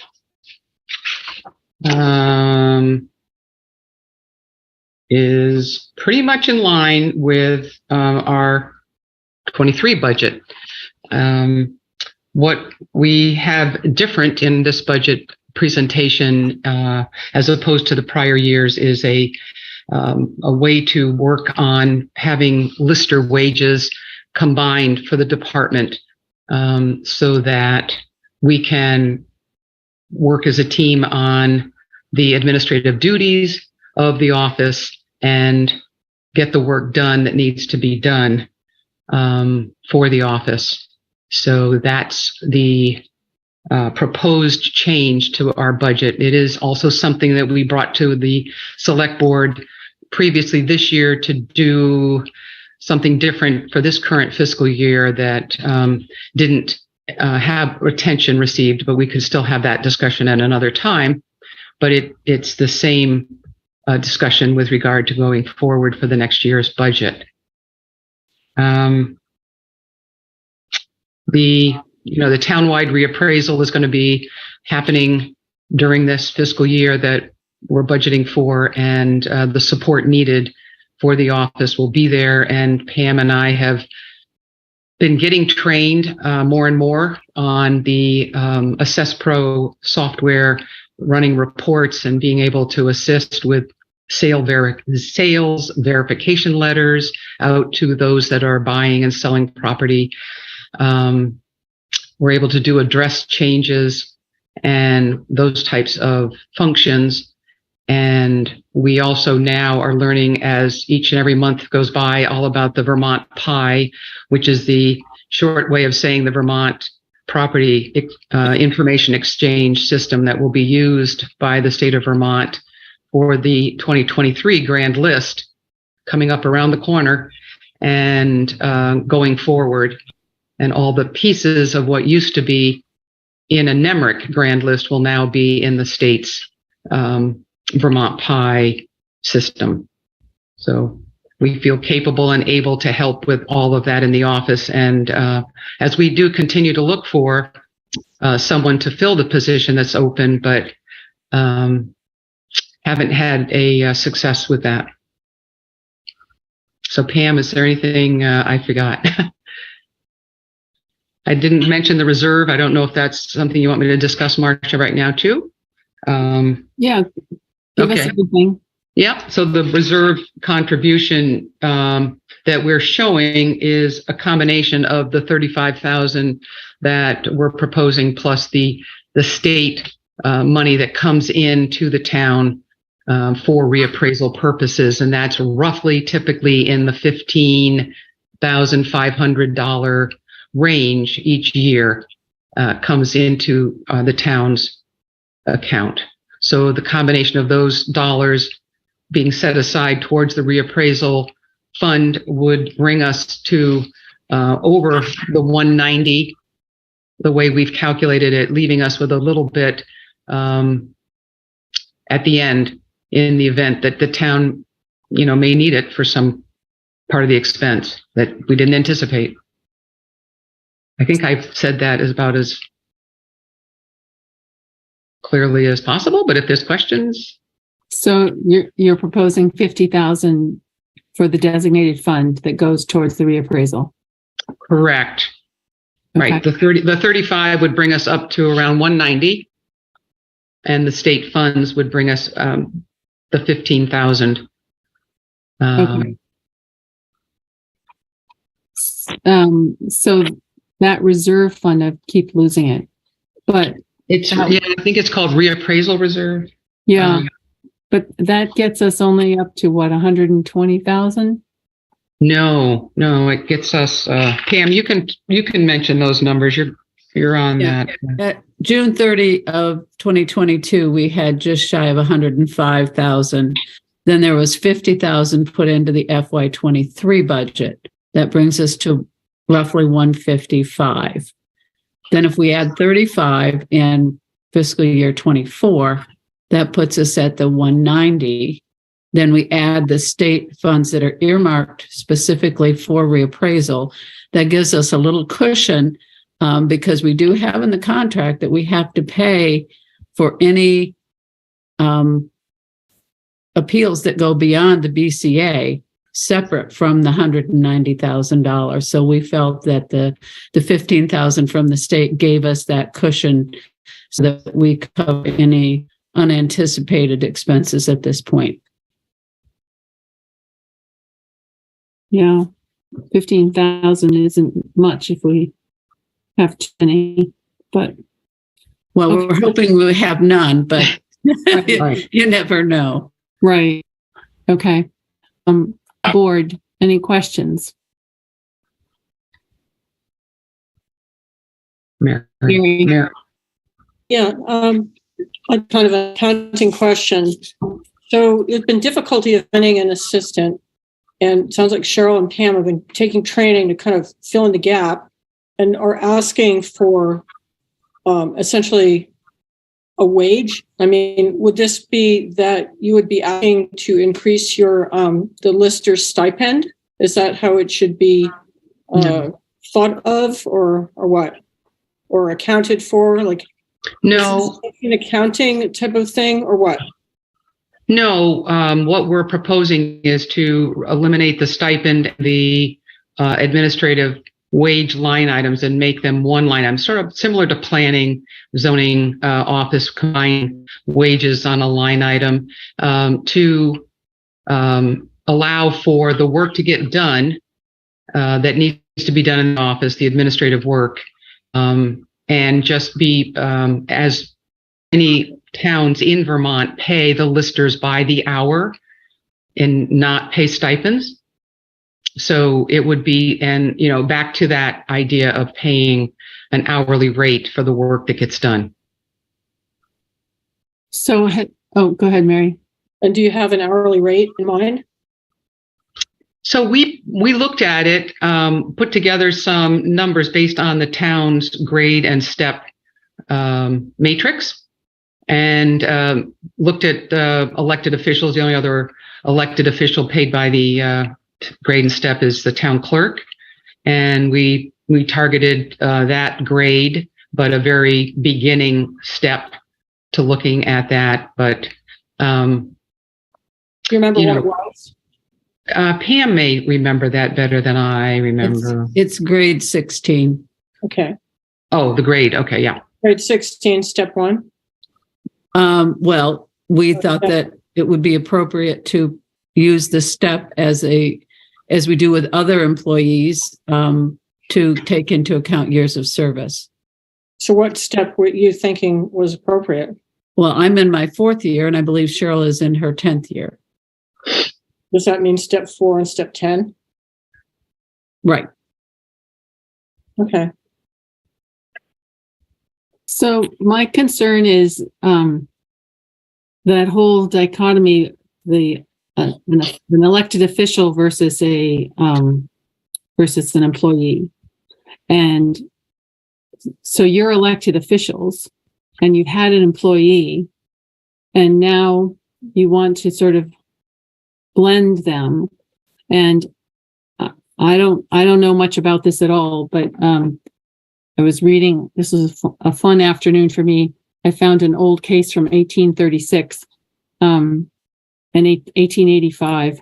And basically it looks like maybe from back then, services for like listers have to be voted by the people. So I'm wondering if we ever had this voted by the people. Was it 100 years ago that you got this particular lister wage? I just don't know how that evolved, because it's obviously a low wage.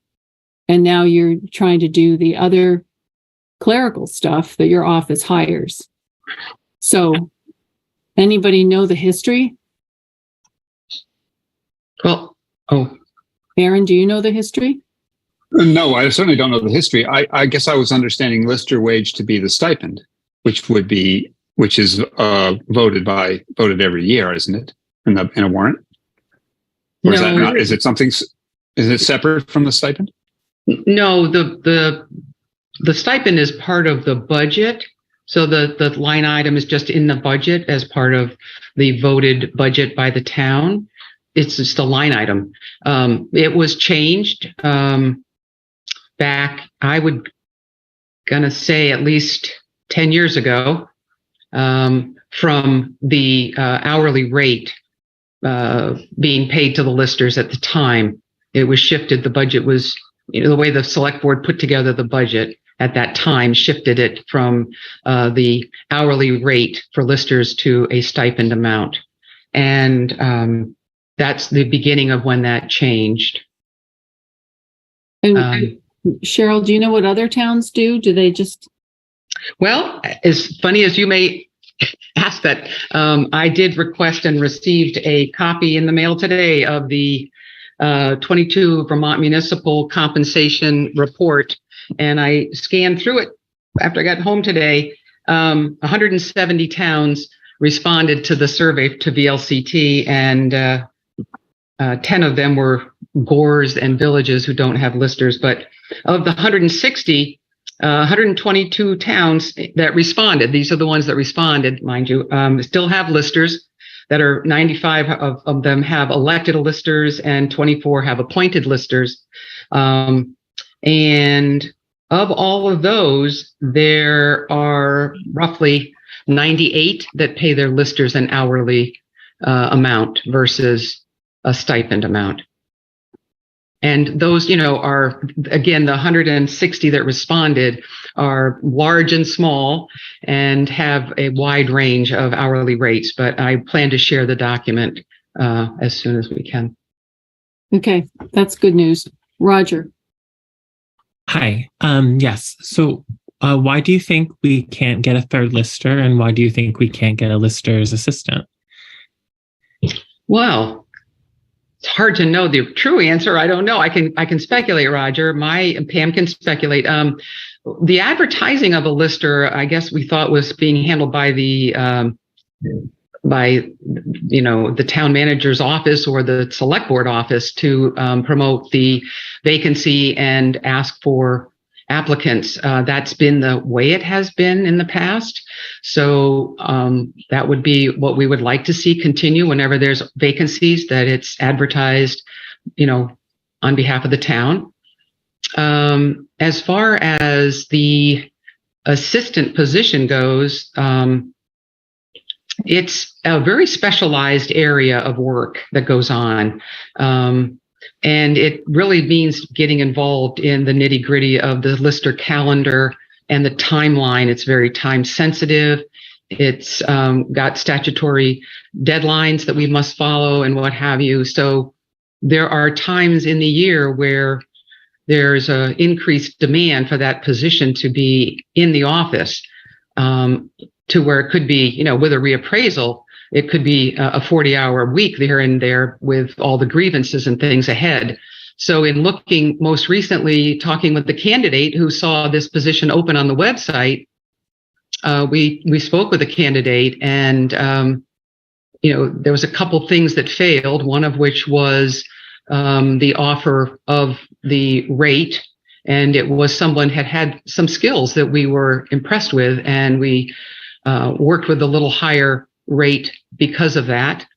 And getting a commitment to stay once we hired somebody, because training, getting set up on the town systems and doing the training that needed to happen is a lot of work. And the offer we made failed, even though it's probably the best offer we've made. Could be people want flexibility from the number of hours of 20 hours. So we've given a lot of that to any candidate that applies. We're willing to work with their days of the week, times of the day that work best in their schedule. And yet we don't feel as comfortable about remote work. We want to have the office open. There are people that drop in now again, instead of having to make appointments. We have people stopping in. We have property record cards being requested from the Assess Pro system, which you can't get online. That needs to be done from the office. And we have files that people want to access for copies. So it requires being in the office for those hours during the week. So there's been some of those bumps that we've experienced with candidates. Because obviously, I mention it because obviously a third lister and a lister's assistant would be helpful with the workload that you are presumably looking to solve with your proposal. And then finally, my other question is, the hourly wage was changed. I believe that coincided with the hiring of a contract assessor. Is that right? Right. The listers were working, as I mentioned, hourly, and then it was the select board reviewed the cost of the lister's office against others, and found that Norwich's was climbing. So that was when that decision got made. At this point, we've held a very conservative budget and worked very well. We also have but one day a week with our contract assessor, and who can only do so much during that day. He's trying to do inspections and things, and we try to support him with getting interior inspections set up and all. So, right. Because, so again, the stipend is sort of with the understanding that there's an assessor, there's an assistant, and a third lister, and that is sort of the full complement of your office, so to speak. And when we talk about, I think this study, this app, I would just caution anyone to when you make comparisons to other towns, because every town, as we all know, is like so unique, which is as we like it in Vermont, right? And so I would just wonder how many of these 98 towns that have listers also have that assessor, and then also in this particular year, we'll have the assessor and then also a contracted vendor doing a reappraisal, which, so anyway, I'm just wanting to point out that we should maybe look to have our full complement of positions filled as a goal. Absolutely. I would agree. And on the other side of the reappraisal, have staff back there to support the town, do what's in the best interest of the town. And Pam's had her hand up. Sorry, Pam. Pam? Yeah, I just wanted to add that I have reached out to many people in town by email and by phone, asking them to consider being that third lister. To a person, they've all said no thanks for various reasons. And as it relates to the staffing, the assistant in the office, coincidentally, or maybe not coincidentally, we have lost the assistant that we had for the last 2 assistants. We've lost them in June, just ahead of lodging the abstract and the grand list and doing all the really intense work that we have to do every year to get the grand list out, hold the grievances. And so Cheryl and I have been doing all of this administrative work on top of our statutory duties. And we just don't see that is a fair situation for anybody, but especially the residents in town, that we are, doing all of this work and, we're not covering the office for the hours that we have advertised in the past because we just, we have so many other things to do. But if the select board gave us the flexibility, we could continue the search for an assistant, and that budget that we have in there would give us the flexibility to pay the listers or the assistant to get the work done. So that's why we were asking for a combined number so that we could work within a certain number to get everything covered. Mary? I'm just going to throw out as a devil's advocate of what might ultimately be functional for the town would be to professionalize this position. In other words, to get a person that would put in the hours full-time as a professional and get paid a professional salary and so forth, and can kind of let go of the Department of Listers. I just, thinking that at some point it must be overwhelming where you can't get the third lister, you can't retain an assistant, and as dedicated as you are, you may run out of hours to actually do the work. So I'm just throwing that out as the devil's advocate. I don't know. You might find that, I know you're very dedicated, so you may find that kind of shocking for me to say, but I find it demoralizing. Yeah, I don't mean it to take away from the work that has been done, but just wondering whether it is getting overwhelming.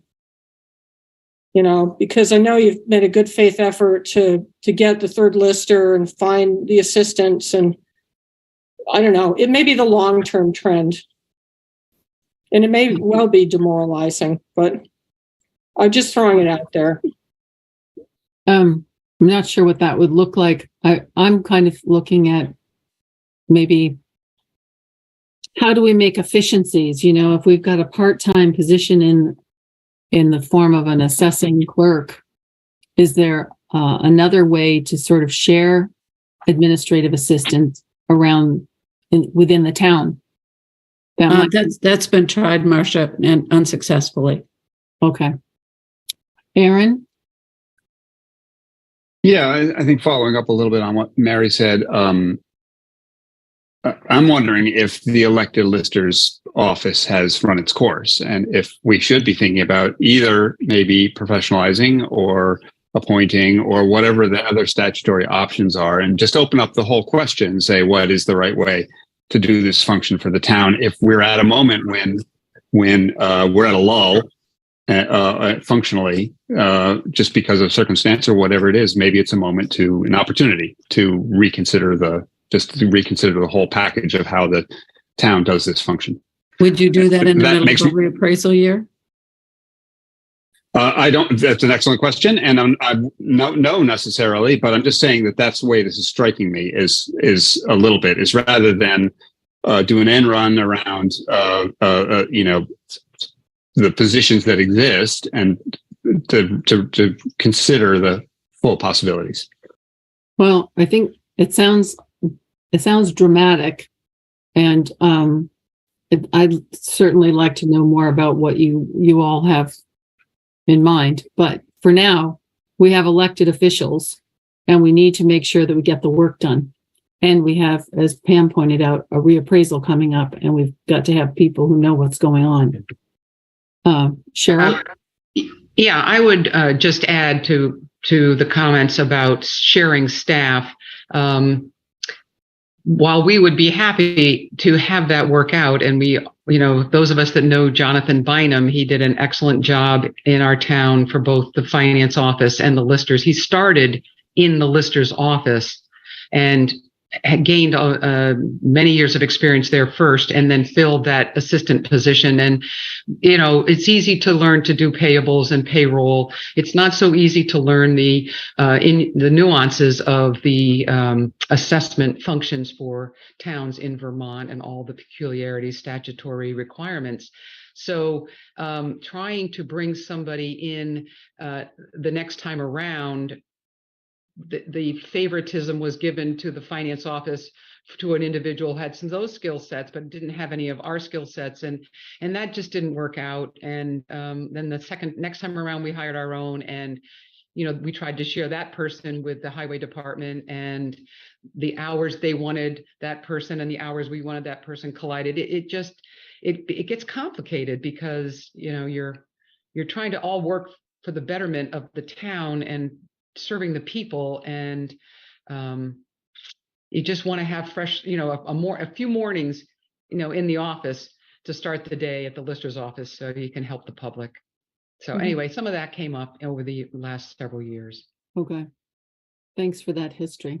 I just thought that might be an interesting project for Brennan to help you with. Yeah, I mean, again, the parts of the listers function that are critical to us, obviously note taking, minute taking, and posting as open meeting law requirements, those types of things aren't always aware to the candidates that apply for the position. And it's a learning curve, but not impossible.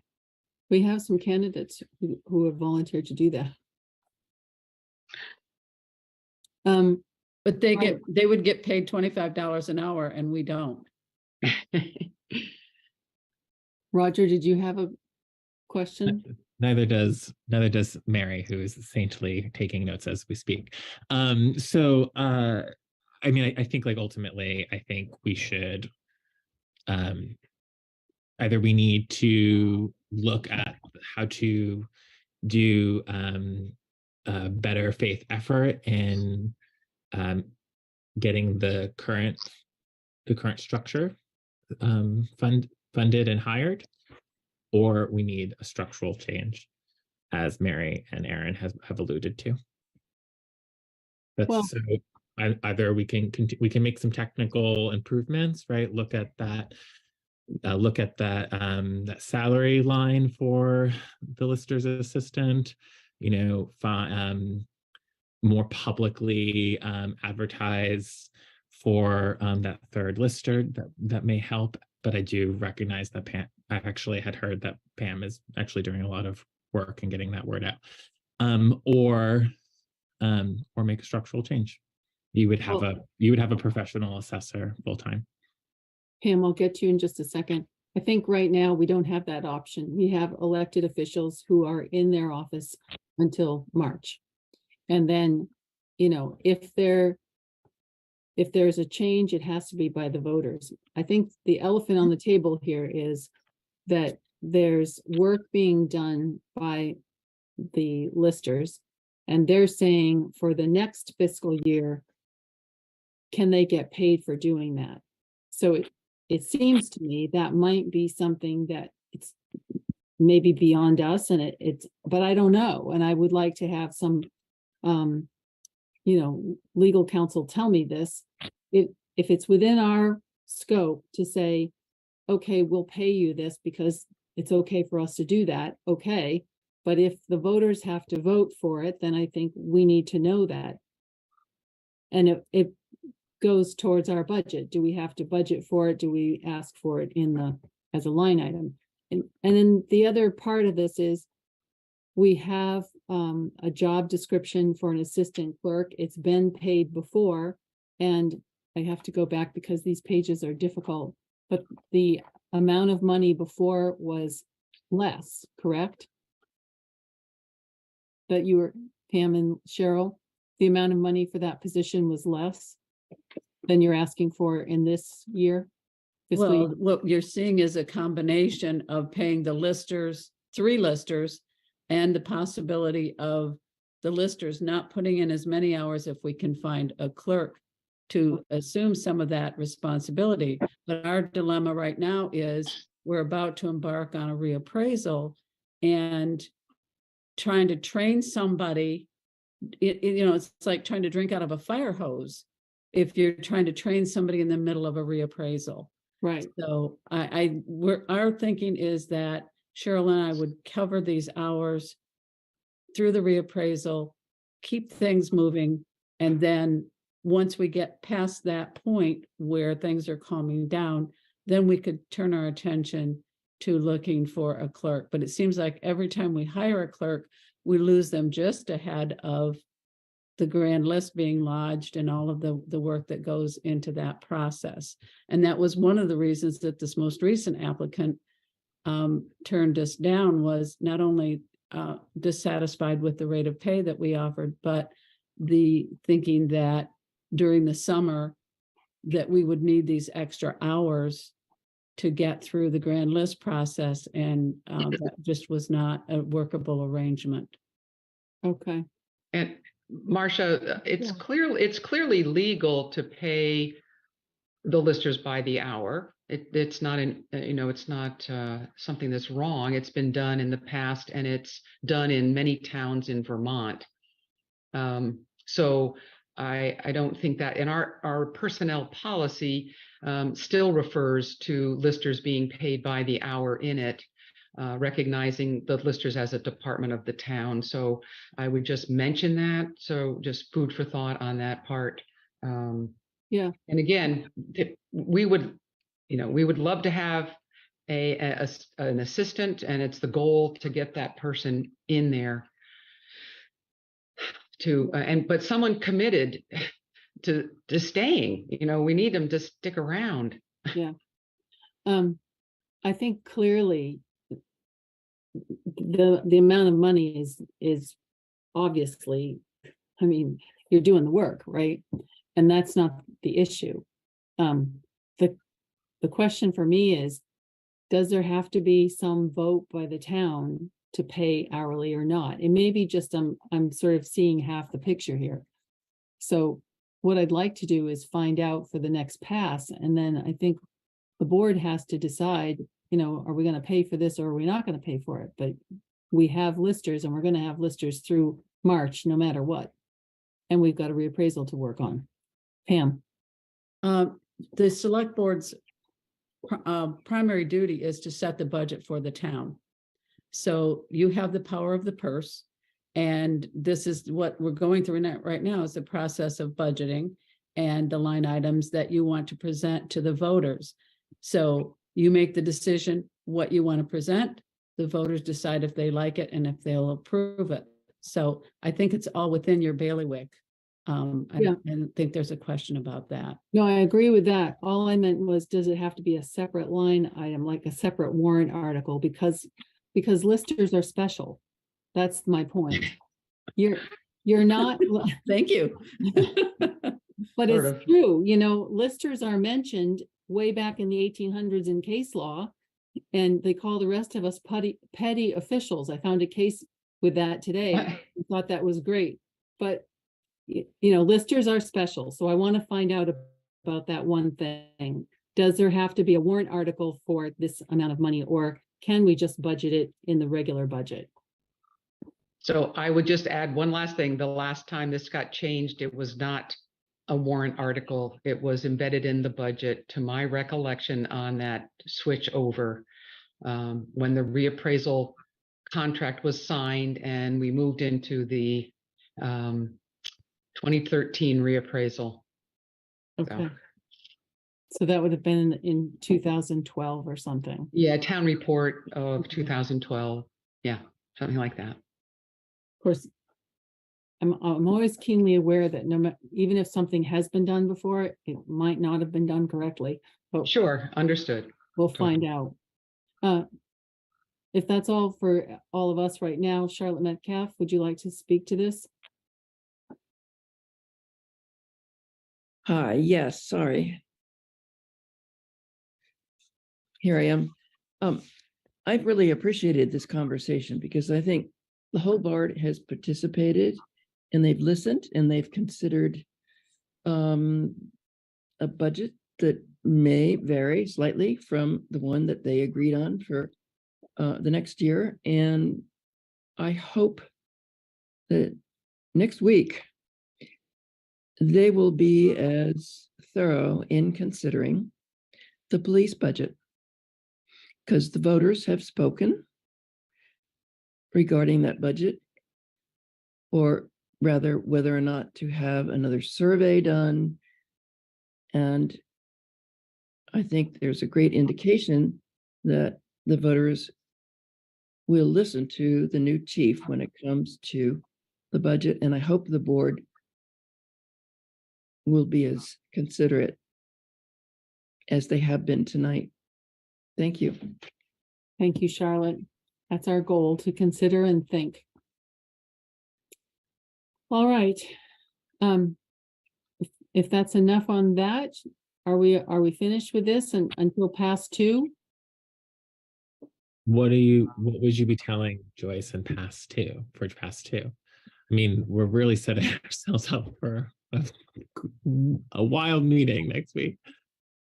It's the only thing on the budget, on the topic, although there might be one more thing. I don't know. I mean, we've got a lot of work ahead of us for the listers, and we have to figure out, how we're going to get that work done. And, maybe Brennan can help think this through in terms of assistance. I think I'm a proponent of paying people to do work that they're doing.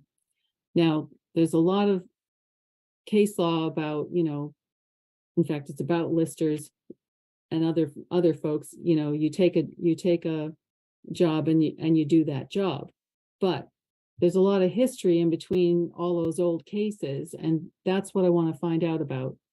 So I think the question for the board is, if there's a lot of work that needs to be done, are we going to pay for it? And if we are going to pay for it, is that something that we can just put in our budget, or do we have to have the voters vote for it on a special warrant? Notwithstanding what was done before, was it done correctly or was it not? So that question I can get answered by council. The first part of that question is up to the board.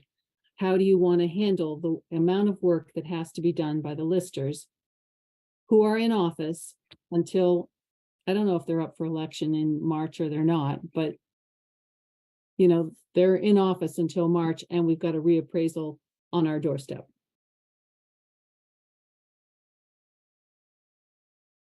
Roger? So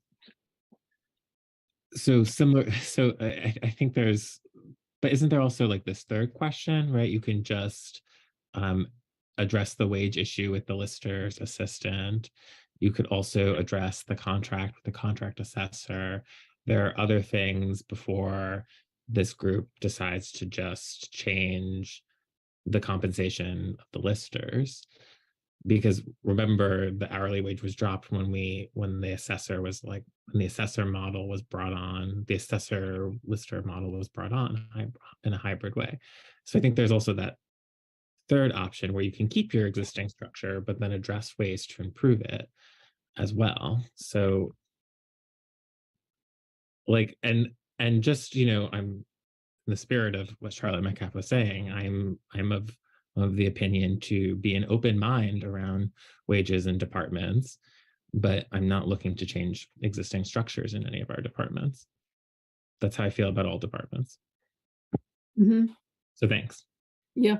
I guess the question in my mind is, is there a gap and a lot of new work that has to be done that isn't being done by anybody else except these two women who are now, and maybe the assessor never did those things and will never do those things, but the listers are doing them and it's somehow new. So I'd like to investigate that. And if you don't mind, I'd like to get Brennan to sort of get involved too, to see if he can help think through some stuff here. Aaron? Oh, go ahead.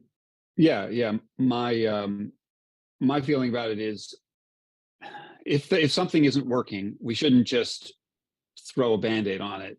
The whatever the obvious immediate Band-Aid is. I think we should be talking about what's not working and making it work. I think that's more, maybe a little more what Roger was saying, and maybe that's not structural. Maybe it's just filling the two positions that will be up in March and hiring an assistant or paying the assistant a little more or whatever it takes to, but sort of saying, a partial structural change without evaluating the actual whole system and saying, we're just going to do this one little tweak that just happened to occur to us without even thinking about how the rest of it's supposed to work seems haphazard to me. I don't think that's an appropriate way to go. Thank you. Cheryl? Yes, just one other update. In talking with our contract assessor today, he's an ambitious person, and he has responded to a townwide reappraisal RFP that he will be a supervisor on, and he's already responded to handle a townwide reappraisal for another town. So, we are chatting with him about his availability and how that remains how Norwich remains a part of his schedule. So, just as many towns as we know in Vermont that need reappraisals, even the contract appraiser we have is putting, bids in to respond to some of those and do the work as a single individual on some of the smaller towns. But it will require a lot of work and the transition to Vermont Pi. So we're trying to be supportive. We're trying to do what's in the best interest of the town. We just want you to understand it's if we could find that person tomorrow that would come into the office and get going, we would hire that person for sure. So, but we also have the complication of our current contract assessor getting a lot on his plate. So I just wanted to add that little bit of information. So one last question from me. If I'm looking at page 99 of the packet, and under fiscal year 23 budget, it says the first line is 4,500, and the second line is 22,547. So just tell me again, does each lister get 4,500, or is that the lister wage divided by two people? And is the 22,547 for a assistant? And if there is no assistant, the proposal is that it's divided up between the listers that exist.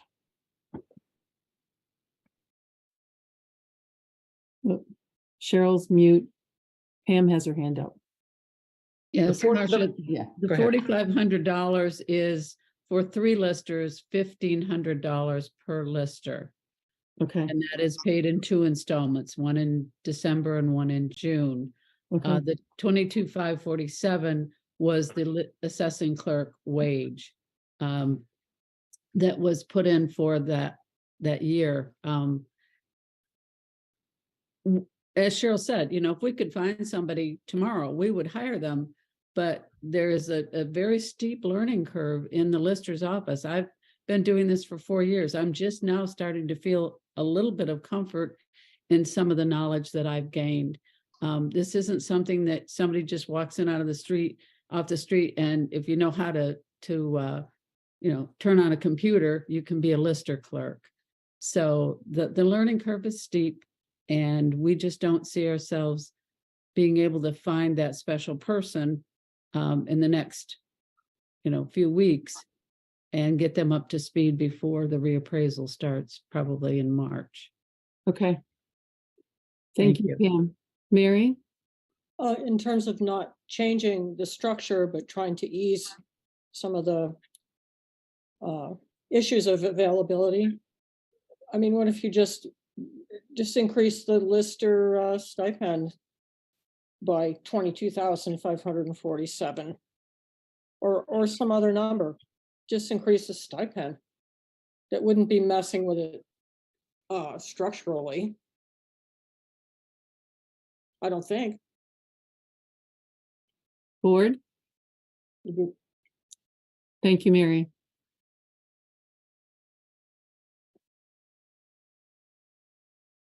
Well, I have my own ideas as to why we can't retain a lister's assistant. Okay, let me be clear. And I also have my own ideas of why we don't necessarily have why our assessor is now taking on other work as well. So I just want to be clear that I am open to wage modifications to the extent that that might serve the work gaps, but I'm not interested in the change of the structure, going back to an hourly rate or giving a $22,000 stipend. I'm sorry. I feel like I've been clear on this. So that's my position. So the last point you said was you're not open to a $2,200 stipend. Well, I had 22,000. I had said shift the assistant wage over to the lister stipend, just as something to say, I mean, if you increase the stipend, it sounds like they're willing to do the work. They've been working at it for a while. If there's no one else to do it. Mm-hmm. I mean, another way of looking at it is to just kind of let the listers department fall apart. Because really the select board, we have the power of the purse. We could say, well, no, we're just not going to fund anything. I mean, I think it's at a kind of a tipping point, because you can't seem to get that assistant, can't get that third lister. The listers are basically working on a volunteer basis in a very technical job. Probably makes sense, I think, to professionalize the whole thing. But it's just in a vulnerable position right now. We're coming into a reappraisal, and something has to give here. Well, I think what we need to do is decide on what we're going to support the lister's office with. We have a lister's office that exists, and we can't forget that until March. And so we fund it, and we see what we can do in terms of assistance. And hopefully, Brennan, I'm not trying to put too much pressure on you, but maybe you can help find a solution. And if a solution can't be found in 3 months, then something else happens. We'll see. Aaron? I absolutely can't support moving the assistant's wage to the stipend line, because then you wouldn't have any money for an assistant if you did get one. And I don't think that I don't see that the problem that we're trying to solve here is addressed by getting the two people who are still in the office to do more work, or to pay them to do more work. I think we need to find the people to do the work, or we need to change the structure of the office. I think we've said that some of us have said that several times. That's absolutely clear to me. And, I haven't heard a proposal. I mean, Mary, you said a couple of times, maybe we need to professionalize the department. Well, maybe we do. I totally hear that a reassessment year is not a good year to do that, but seems to be a crisis, and we need a solution. I'm not sure what that solution is, but it definitely isn't a sort of halfway kind of kludgy, we'll just do a little bit of this and that'll get us through kind of thing. I think we need to be more thorough than that. Well, I think the problem here is that you're all forgetting that these are elected positions. It's not in the power of the select board to say, we're going to just wipe out this or that. So I think we're going to, everybody's said what they're thinking. And I think we'll try and get a little bit more information for past two. And yes, next week will be a bear of a meeting, but there it is. So, Brennan, Cheryl, we'll have some conversations this week. Okay. All right. We will move on. Thank you very much, Cheryl and Pam. Appreciate your work. The Energy Committee, are you here to tell us about your budget? Yes, I am. Who are you? I'm trying to get my video up there. Charlie Lindner, 455 Hawk Pine Road. I chair the Energy Committee. There you are. Hello, Charlie. How are you? I'm recovering. That's why my voice sounds this bad. So I'm hope sorry. I pass through this. I think I have a simpler presentation. It's page 24 in the packet. Thank you. We're asking for the same budget as last year.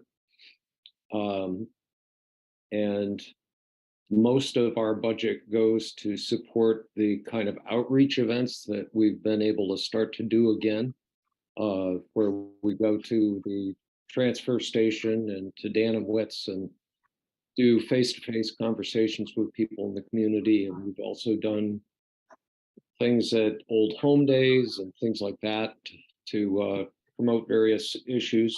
So the Electrify Everything campaign, those are materials that we get printed up to hand out around different kinds of information. Last year we did programs on electric cars. We did programs on heat pumps. We did programs on the new Inflation Reduction Act benefits. We did programs on weatherization.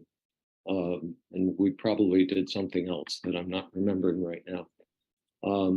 Window dressers is the community build that probably most of you know about, that involves building the window inserts, done with several communities, volunteers building these at a very low cost for people to be able to use these window inserts to reduce their heat loss in their homes. Any questions about it? $1,760 is the grand total of what we probably won't spend, but are asking for. Gives us some flexibility to do things as opportunities arise. Sounds like our year of incorporation, 1760. Sounds good. Good. Any questions from the board? Rob. Rob, You're on mute. Do you see any opportunities where you could do more with additional funds? I don't know. It's additional funds right now. We just did, our November meeting was kind of a beginning of a planning process, kind of reviewing what we've been doing and evaluating it. And we've got all that information, and our next meeting, because we meet the fourth week in December, it's not going to work for us to have a meeting this month. So our next meeting will be in January, and we're going to try to put together more of a plan for the next year, now that we know we can be out in the community and doing some of these things again. But I don't think money will restrict most of the things that we want to do or discussing at this point.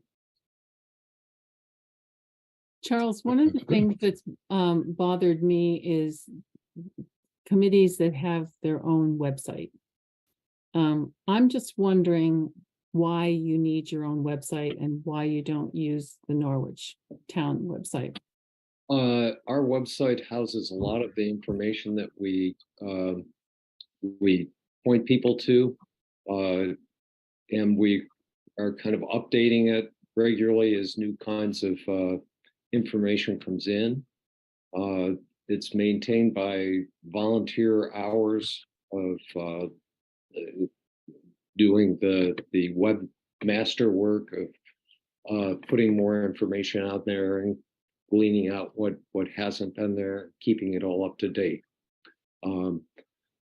I don't know the history of how that decision was made because it was there before I came on the committee, but I know it's kind of a key resource that we use in the postings that we do, and as a place for people that we can send people to answer their questions and to find various. It's kind of a library of information. And I don't know whether the town website has the capacity to do that or what that would involve.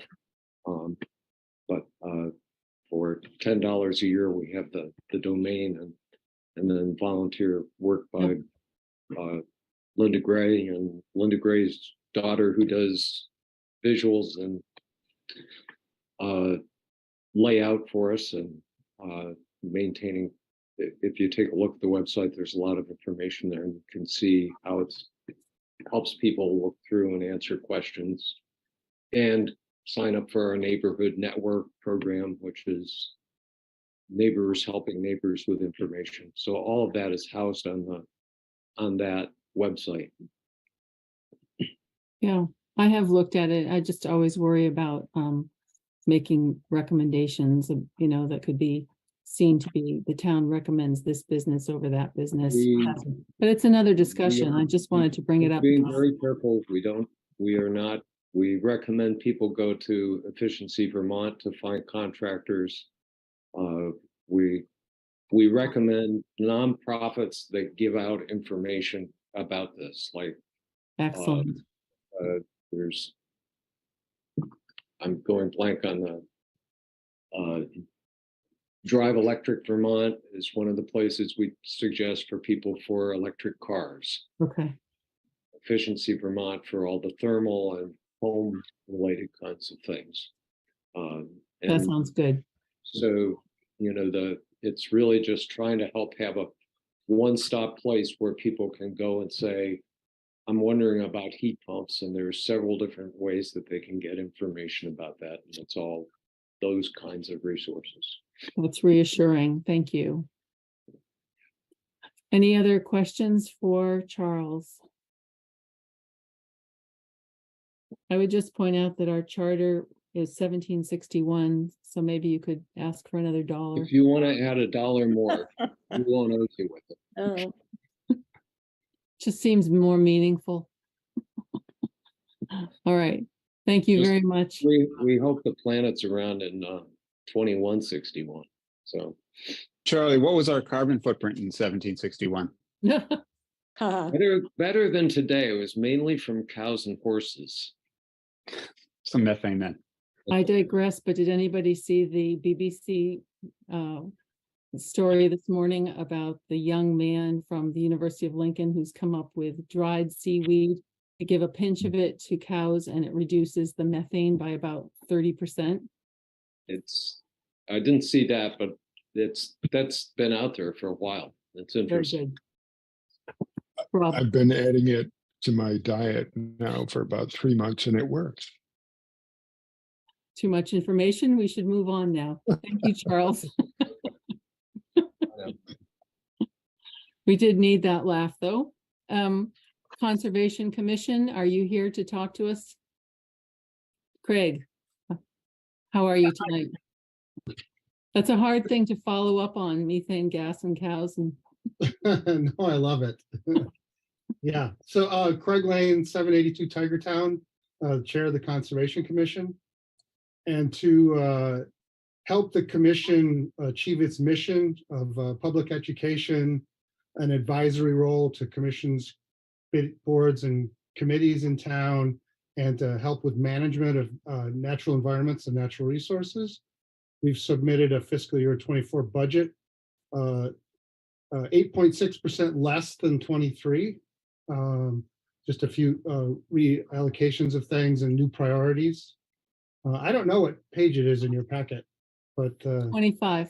25. I'm looking at the GL spreadsheet, where you can see changes from 23 to 24. And Joyce did a wonderful job of filling in the GL lines for us, because we usually work out our budget more of an outline format. Categories that really focus on those three main mission items I mentioned. And education, all those mission items require that commissioners be educated. So we have some funding in there for meetings, workshops, trainings, mini courses, dues to Vermont Association of Conservation Commissions and all the benefits of that. We have our biggest line item is educational outreach. We do 4 articles a year in the Norwich Times, which they charge a pretty good amount to have an article in there. We had some great public speakers this past year. We had a public speaker on vernal pools and their conservation, both as a seminar and 2 field outings. We had a field outing with the forester for the Woody Adams Conservation Forest, and we had a deer overpopulation effects on forests seminar in the fall. All of the 3 of those were really well attended. So we hope to do more of those. And we come up with a lot of new ideas for us to do in management based on those educational workshops. So those show up in some of the other items in the budget proposal. Trails Committee is one of our committees. So there's funding for trailheads and kiosks, bridge material, boardwalks, general trail maintenance for that committee. Another one of our committees is the Milton Fry Nature Area Committee. That's been doing we've been doing a lot of work in the meadow management, turning it back into a natural meadow, stream bed stabilization, wildlife habitat materials. We have a new kestrel box out this year. Didn't get a nesting kestrel this year, but hopefully next year. Hopefully you can put some bat houses out there as well. And then plantings of new native plants to replace invasive plants that get removed in the nature area. So that's where those funds would go and have gone in past years. Woody Adams Conservation Forest, the newest big town parcel with a conservation easement on it. We saved a lot of money from the last budget by getting great work from DPW with free rocks instead of a gate, and great work from Velco to move some of their rocks they'd turned up in the power line cut to control motorized vehicle traffic that shouldn't be there. But we still have some things. We have a lot of work to do out there with boundary signs. The conservation easement requires boundary signs, requires trail signage, some other natural feature signage we would like to have for public education.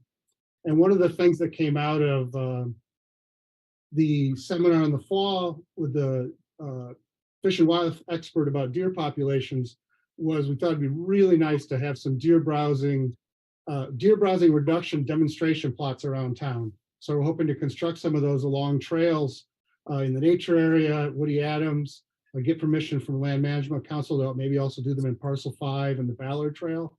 And people can really see when you consider these things in forest management, how the forest changes a lot with better deer control.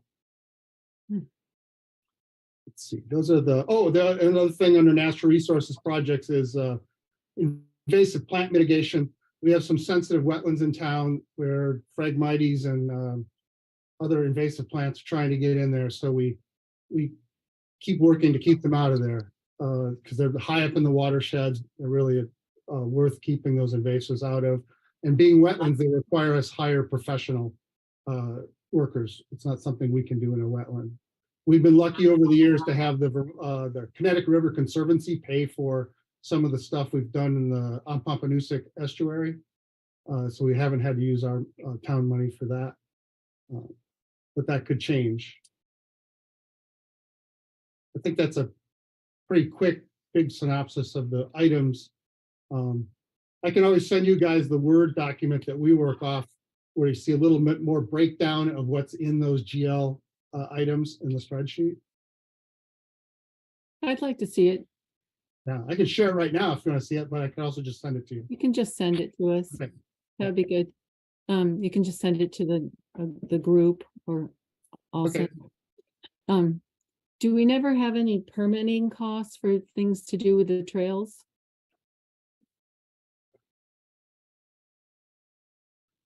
I can't think of examples of permitting costs we've run into. Okay. Are they ever permitted?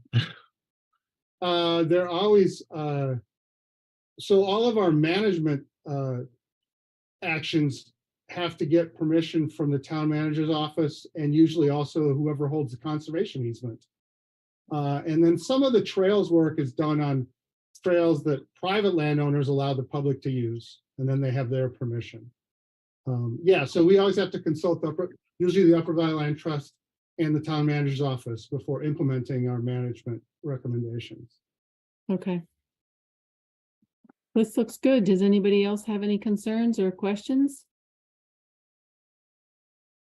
Who's on the Milt Fry committee? So we just reconstituted that committee in the same format the Trails Committee is. That's what everyone decided they wanted to do, where there are 3 members of the Conservation Commission on it. And it's not official yet, but Linwood Andrews, Chris Rimmer, and maybe myself as representatives from the Conservation Commission. But it's really set up where it's going to be inviting wide. We want all stakeholders involved, neighbors of the nature area, teachers, environmental educators, and anyone else interested will be invited and to be part of those meetings. And so do you post them? Like I said, our meeting next week, we'll set it up. And yes, we will be posting it. Yeah. Good job. Okay. All right. This looks good, Craig. Thank you very much. You want to ask about their website, Marcia? They have a very nice one. I didn't see anything on here about it, but you have a website. Don't you have a fee? Just like energy, we have a lot of volunteers who are really good at websites who do a great job. And it's never been set up to have easy access for us on the town website. And it's just so much easier to share a lot of interesting stuff with the public. We do get asked by vendors to put them on their website, and they hear no. And the fee, we do once in a while get a fee, and I think our wonderful web designer has worked something out with them, so it doesn't show up. Okay. Whoa. Well, you're resourceful. We try to be. Well, thank you very much. It's an important group. What is it, Rob? No, I just didn't want to hear the resourceful stuff. I don't want to know about it. They work with resources, that's all. Yeah. All right. Thank you very much, Craig. Thank you. Good night. All right. I think that leaves the Solid Waste Committee. There's Jack Cushman. Hello. Hello, and thank you. And Andy Scher of the committee is also here. I'm not sure whether Linda Cook or any of our other members are.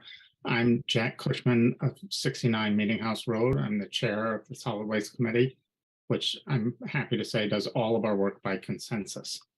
Thanks to the chair for arranging time to discuss our requests. Thanks also to the interim finance director for her work and for sending me the good news that the penciled in amount for our committee in the draft budget that you have under consideration is currently $3,000, including $1,500 for a townwide license for the Better Bin smartphone app, which is an educational tool that's used in Lebanon and that I have been testing at home and found very helpful.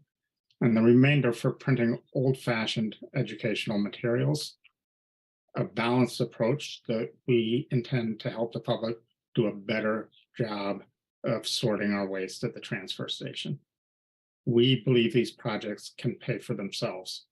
Whenever the wrong stuff goes in the wrong bin or dumpster, it costs the town revenues, and it also increases costs at the transfer station, where the town needs to be frugal because costs are rising. All our expenditures would go to help citizens follow best recycling practices, and that cuts environmental and fiscal waste. Now, for your background, we revived the committee a couple of years ago with no budget and no real understanding of the budget process, at least on my part. I applied to you to join so that there would be a quorum and you could have a committee, and we could feel our way forward. And we spent many, many hours this year designing at no cost two things: a brochure. It will end up looking something like this, but this is actually the brochure that all members probably received from Dean Siebert this week about his nonprofit. I produced that for him. And a brochure and some signs also designed by a volunteer that are now basically ready to print once town officials give us a green light. We've learned in this process that online printers can do these initial jobs in short order for even less than we had thought. And over the months, the previous town manager and the new DPW director both told me that initial small expenditures for printing brochures and signs amounting to several $100s could probably be made now with this year money under the town manager and DPW director's limited discretion to get us going, as long as we dot our I's and cross our T's in advance. Of course, that's not the case for the smart app, a significant contract, or for larger amounts of money, such as are provided in your proposed budget for printing next year. We have in our testing or prototyping, which has cost nothing so far, reduced the estimated costs considerably by finding online vendors.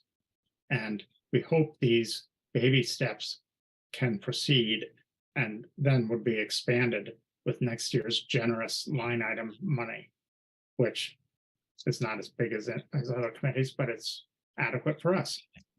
And we would, with early demonstrations completed at really trivial expense, we would be more confident of coming in within or probably below the amount you've penciled in for the next fiscal year. So with thanks for your time and attention, we are seeking your guidance and we're happy to answer your questions. So Jack, thank you very much for that. I guess I'm just wondering, it seems like you reconstituted the committee and then never really got your own budget. You've been sort of at the mercy of whoever would give you some money to do something. That's right. And in addition, I would say, although it was very helpful to have the former select board member, Claudette Brochu, in close contact with us, we've been without that as we tried to feel our way through this budget. And as you know, we reported to the select board at your request back in August, and we've had other correspondence since then seeking to get on your agenda. And the train had almost left the station by the time I realized that you had in fact put in our request, because as I say, the budget process is opaque to us. I had mentioned it last week, so there was work that was done publicly. That's great. Thank you, Roger. And I'm not being critical. I'm admitting my own ignorance about the budget process and our hope that we can get guidance from you. So I guess my question is for the board, why wouldn't we sort of tease out whatever monies are housed in wherever, buildings and grounds or DPW or wherever, and give this group their own budget because they know what they need to do? Aaron? Well, it sounds like we have done that for fiscal year 24, right? $3,000. And Jack, it sounds like you already have some conversation going with DPW and the town manager's office, perhaps not with this town manager yet, about a few $100s from various printing budgets to do some initial pilot. Exactly. So I would encourage the DPW and Brennan to, I think, to go ahead and see if they can find that money to get you started, and then in March you should be able to start in on your $3,000 budget. Is that right? Yes, that's correct. And we are happy to what's the expression? Cut your coat to fit your cloth. a printing budget depends mostly on how much you want to print. The brochure that we've designed, which is packed with information, might cost $1 a copy to do at Staples, but 1,000 copies might cost $160 to do online, and 500 copies would not cost half that, but would, you get a volume discount. So that's the way we're going to approach it. And what they tell us makes sense to them when we show them the proof, when we show them the first sign that might cost $35. Then we can say, let's do what's sensible, because we're determined to be frugal, but we also think we know from hearing from people that they're utterly confused by the convoluted rules of so-called zero sort recycling. It's not zero sort at all. And if you don't sort properly and sort it at home, the town ends up paying for it.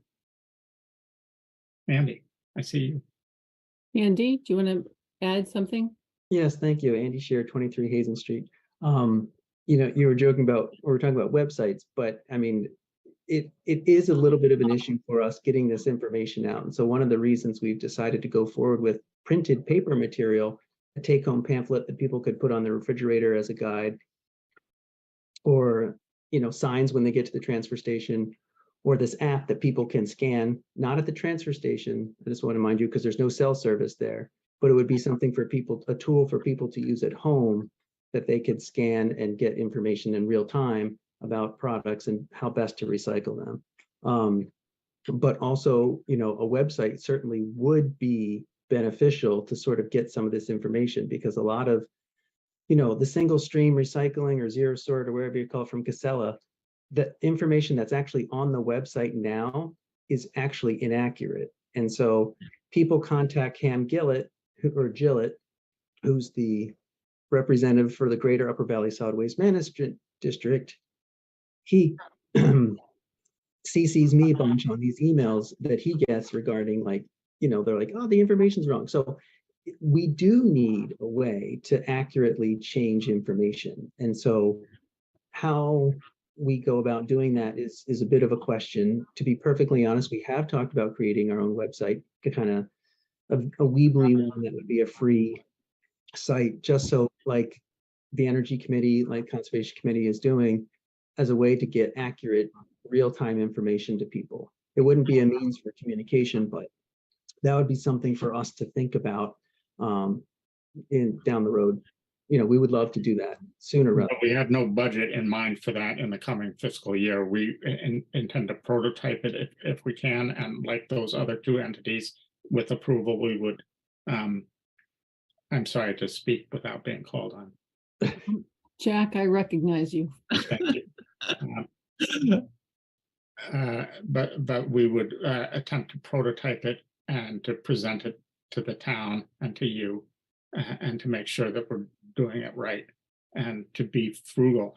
The thing that startled me, you may already know this, that a dirty waste stream costs us a lot of money. Take glass as an example. That big dumpster of glass is full of stuff that has stuff in it that doesn't belong there. And as soon as a mirror or a kitchen bowl goes in that thing, the price per pound that we are paid, or per ton that we're paid by the contractor who hauls it away and pays us because it's useful material, drops dramatically, and it's not a trivial amount of money. And so we need, and this is true in plastics, it's true in many of our waste streams, become contaminated. And not only does it cost us revenues, but we have a picture in our pamphlet of a town employee leaning into that glass dumpster and manually taking out the bad material. And so you're paying that person for the job of being a dumpster diver. And that is a cost to the town. So, and we learned this from the town employees who we spoke to in a public meeting. Rob? This is just off the topic slightly. what are pizza boxes? Are they garbage or are they recyclable or what? I can tell you that pizza boxes are trash. They go in the landfill, although they are flat cardboard, which otherwise corrugated flat cardboard goes in its own dumpster. Well, to further complicate it, depends how dirty it is. So, well, if there's visible stains, I just every time I go there, I end up pulling stuff out of. I do the dumpster diving to get rid of black food things and telling people no pizza box, no pizza box. Yeah.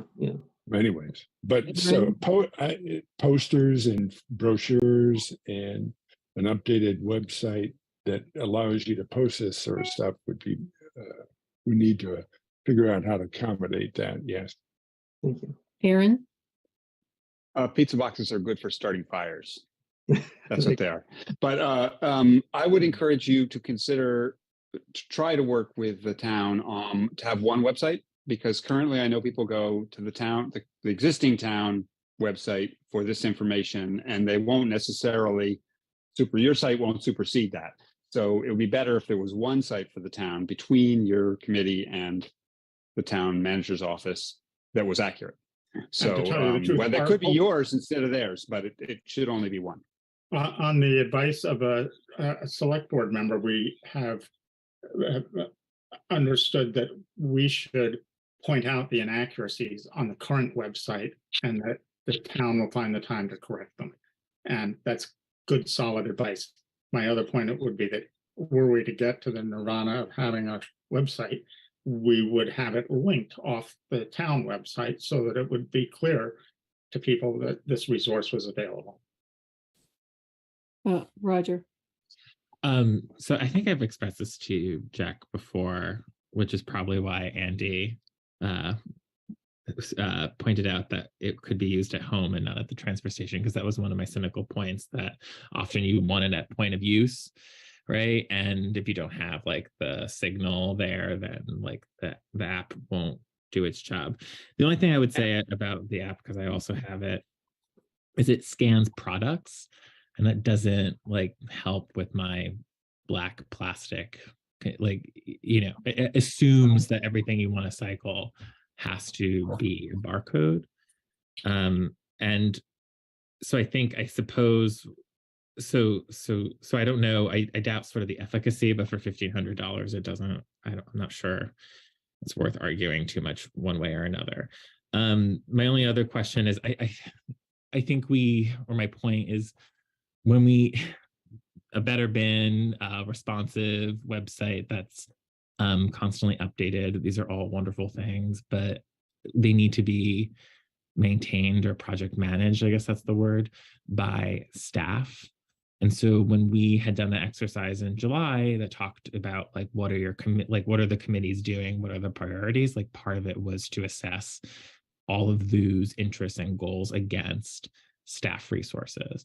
So there's a fair amount of content creation that would have to happen just in looking at this app.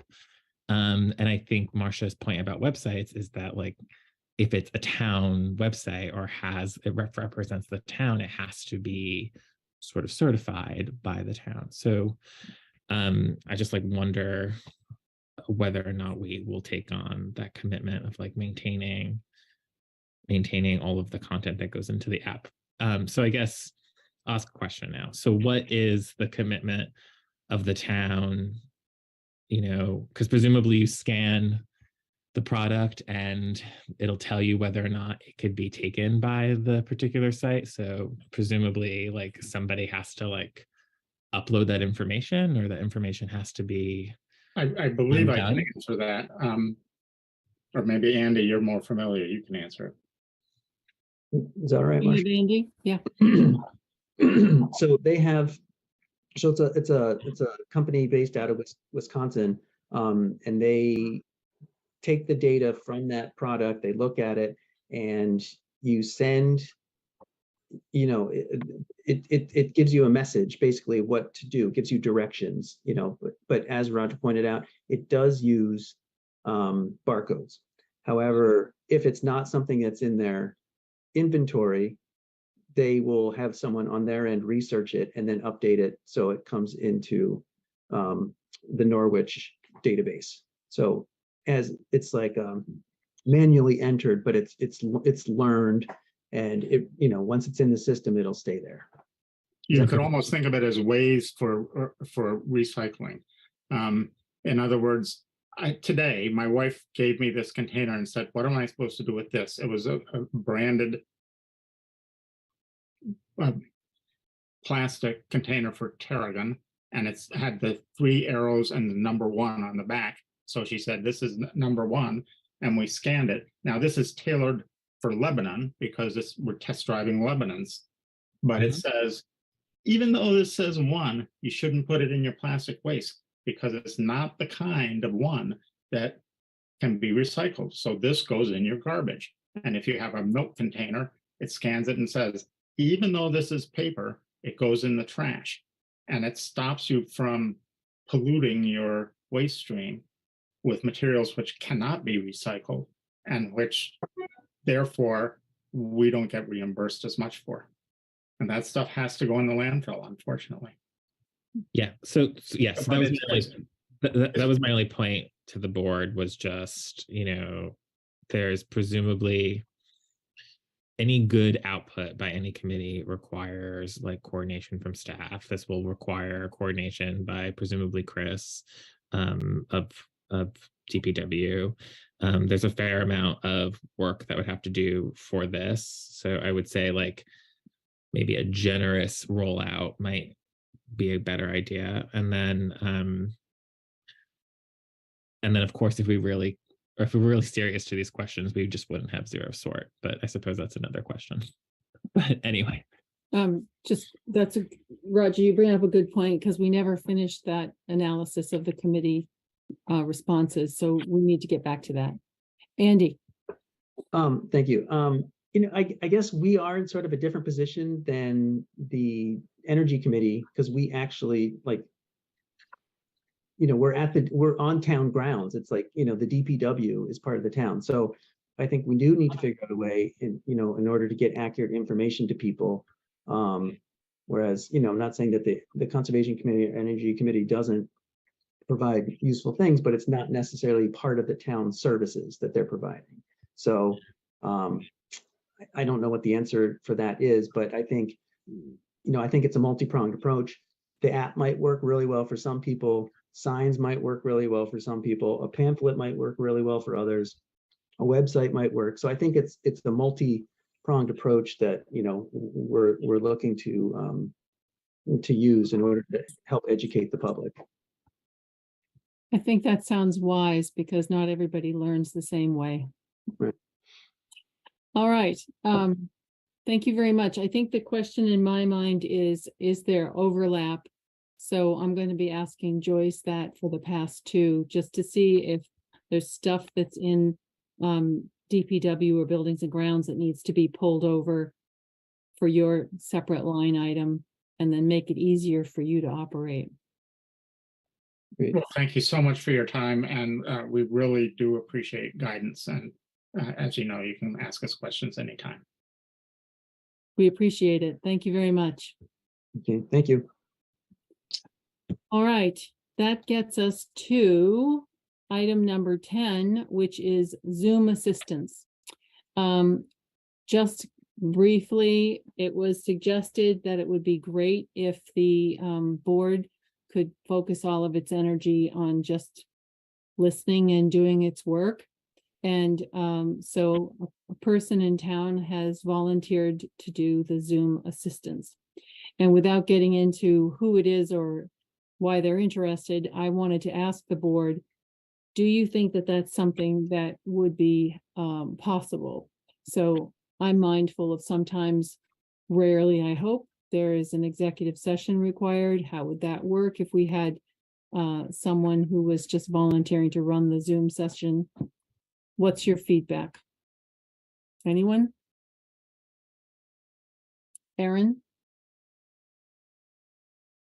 I think it's really important that we've separated it from the chair but I don't know that, I mean, Rob should speak to whether or not it's how onerous it is and how much it's distracting from actually listening and participating. But it's obviously critical to divide it from the chair. You could see that was way too much for Roger to be doing all at once. I don't know how he did it. Yeah. Rob? We'd be running into the situation where whoever was managing, they'd have to be very sensitive to who's speaking and making sure people get in from the waiting room. That if that's their only activity, I'm sure they could do that. And if we went into executive session, you just toss the host role to one of the select board members. I think Roger might have a better idea of that, but so it would be doable if somebody else did it. I don't mind doing it. Make sure I get here on time. Yeah. Aaron? It occurs to me that it might be more useful once we're live again, because then we won't all be sitting in front of our computer all the time anyway. So maybe we should be thinking about it more for that transition. Then you really have to have somebody managing that, so we don't have to pay attention to it at all. And it might be more technical than it is now, actually. Roger. It's a good point. Roger? So we kind of talked about this already. And so who did? Yeah, we definitely did. And we talked about CATV and JAM providing some assistance for this. They receive an appropriation from the town of Norwich, in part to assist us with this process. And so they should do so, particularly when we go hybrid. So we have professional resources available to us, and so we should use them first, and and then thank our volunteer, until that doesn't work. So that's what I would say.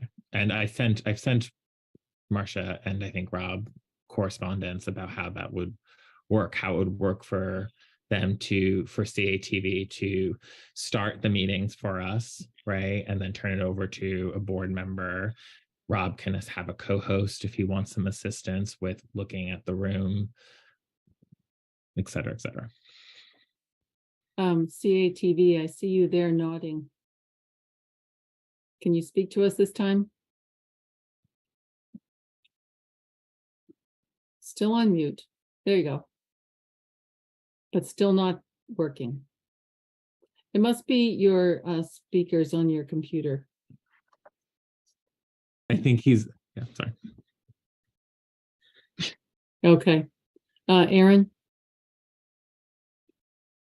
So, Roger, would CAT, I guess we could ask, but would CATV be able to do things like spotlighting people and moving people in and out of executive session? Well, we would still have to do that. No, so I think what they would do is they would be available to us to start the meeting, right? And like get everyone in. They would turn it over to a board member to co-host. I mean, one of the things that they said for their rule is obviously they want to not be sort of the operator in a meeting for, their own sort of objectivity reasons, which I think these reasons actually would apply to a volunteer as well.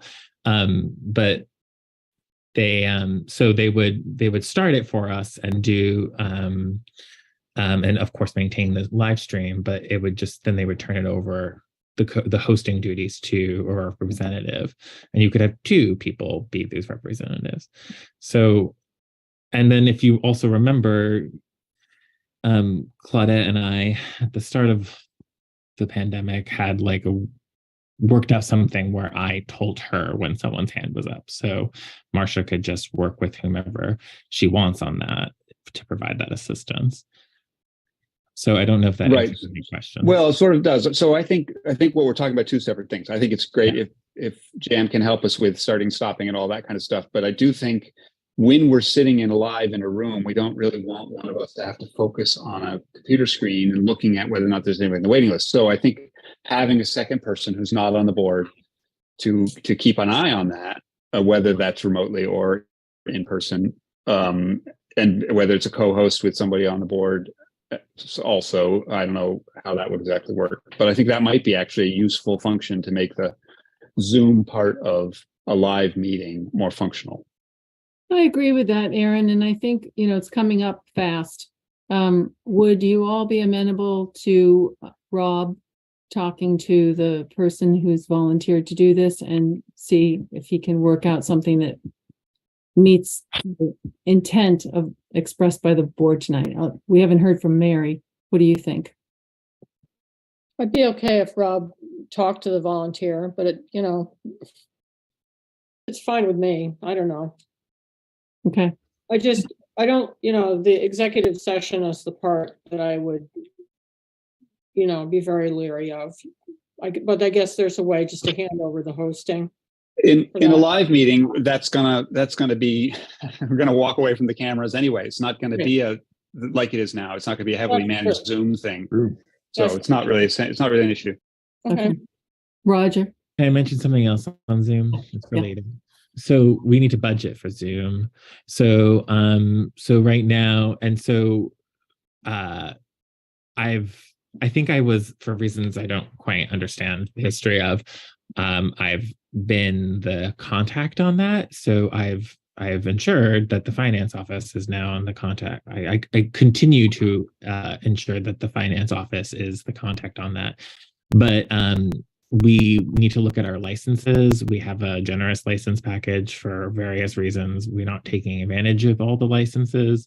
So we could probably do with a much smaller package and then have some considerable savings. So I don't know where that's expressed in the budget right now, but I think it's often billed as business cards, actually, which is kind of lovely. Well, that's just, I think that's just how it works in the general ledger. So, but I'm sure it comes from a different line item on our budget. So okay. Let me ask Brennan to take that one on and figure out what we need to do. And yeah, and I think it's on the town's credit card, I believe, which I don't know how they reconcile that. The town's credit card, by the way, has to be changed because it has Roberta's name. Yep. That's long-standing. Another one I've mentioned to Brennan. He has a few things to do. Okay. Aaron, are you waving goodbye? No, just one more. The final thought is, again, the number of Zoom licenses and the package will probably change dramatically in January, depending on how many committees also want to meet live and don't necessarily need Zoom. Okay, we'll find that out too. All right. If we have Zoomed enough for the moment, I will put you, Rob, in contact with the person who has volunteered, and you can have a discussion and let us know. Meanwhile, Brennan and the finance office can do some investigating, and we'll talk about what we're going to need in terms of licenses going forward for Zoom. All right. That gets us to future agenda items. And at this point, what we're talking about is budget. And so I'm anticipating that December 21st is going to be budget. Anybody else have an idea? Mary. I'm just wondering, I do think it would be good to talk about the town clerk transition at some point. I don't know if this is the meeting, but I don't want to lose track of it. No. I want to know if others would support that at some point. Yeah. Other people? Oh, yeah. I think if Bonnie wants to talk to us about it. Aaron. I'm sorry, I did, but yeah, he did. You said others. Okay. If Bonnie wants to talk to us, we absolutely should talk to her. It doesn't sound like it has to be in December, though. Maybe it can go into January. I was thinking I'd put it on the timeline for January. And Rob? No, scratching my head. Okay, Roger. Can we get these documents in Excel spreadsheets? And maybe earlier than maybe can I have an evening with Excel spreadsheets? Which documents are you talking about? All the budget? The budget documents. We're gonna get a full pass. So I think like, yeah, we need to sort of, yeah. Yep. So, okay. If I may. Yes, Rob. Did you get Excel spreadsheets or just the packet materials? Marcia. I have packet materials. Okay. I checked with Miranda this afternoon looking for Excel spreadsheets. She said she forwarded my request to Joyce. I haven't gotten anything back from Joyce yet. Hopefully, because she theoretically received them as spreadsheets from the departments. I think what we need to make sure we all get the same thing. Right. So, let me work with Joyce and Brennan, and we'll make sure that everybody has the right stuff and it's all the same stuff. So we're talking the same language. Mm-hmm. Is that right, Brennan? Yeah, I mean, what Joyce has created is a pretty complex number of spreadsheets that I've seen over the last 2 days when I've been kind of getting up to speed with that. So yeah, I think the plan for the next meeting is to have information out certainly beforehand so people can review it, and then we'll probably work with those spreadsheets that she has to make them as easily navigable as possible for folks. And unfortunately, I think that's going to have to be as early as Monday because the meeting is on Wednesday. Yeah, it's yeah. Yep. Right. Roger? So I also know that there's a spreadsheet that has been used that to calculate the tax rate based on assuming existing information. So that was a spreadsheet Herb created. I sent to Fielding and Rod. They had made modifications. They probably then passed it on to Joyce. So I think like we need to sort of understand the estimated cost changes in order to do the work. I think she's working on that, and I think she's looking for grand list numbers. Aaron? Two thoughts. One is I don't think the spreadsheets need to be for Friday, right? Because packet can be amended on the day of the meeting. So, but the other is, are we? No, I meant Monday to give her the rest of the week. Okay. The other thought is, do we want to talk at all? And do we need to have the capital plan in the town report? I mean, I know we have one. We don't necessarily have to modify it a lot this year, but we haven't really talked it through, and I don't know whether that goes in the town report.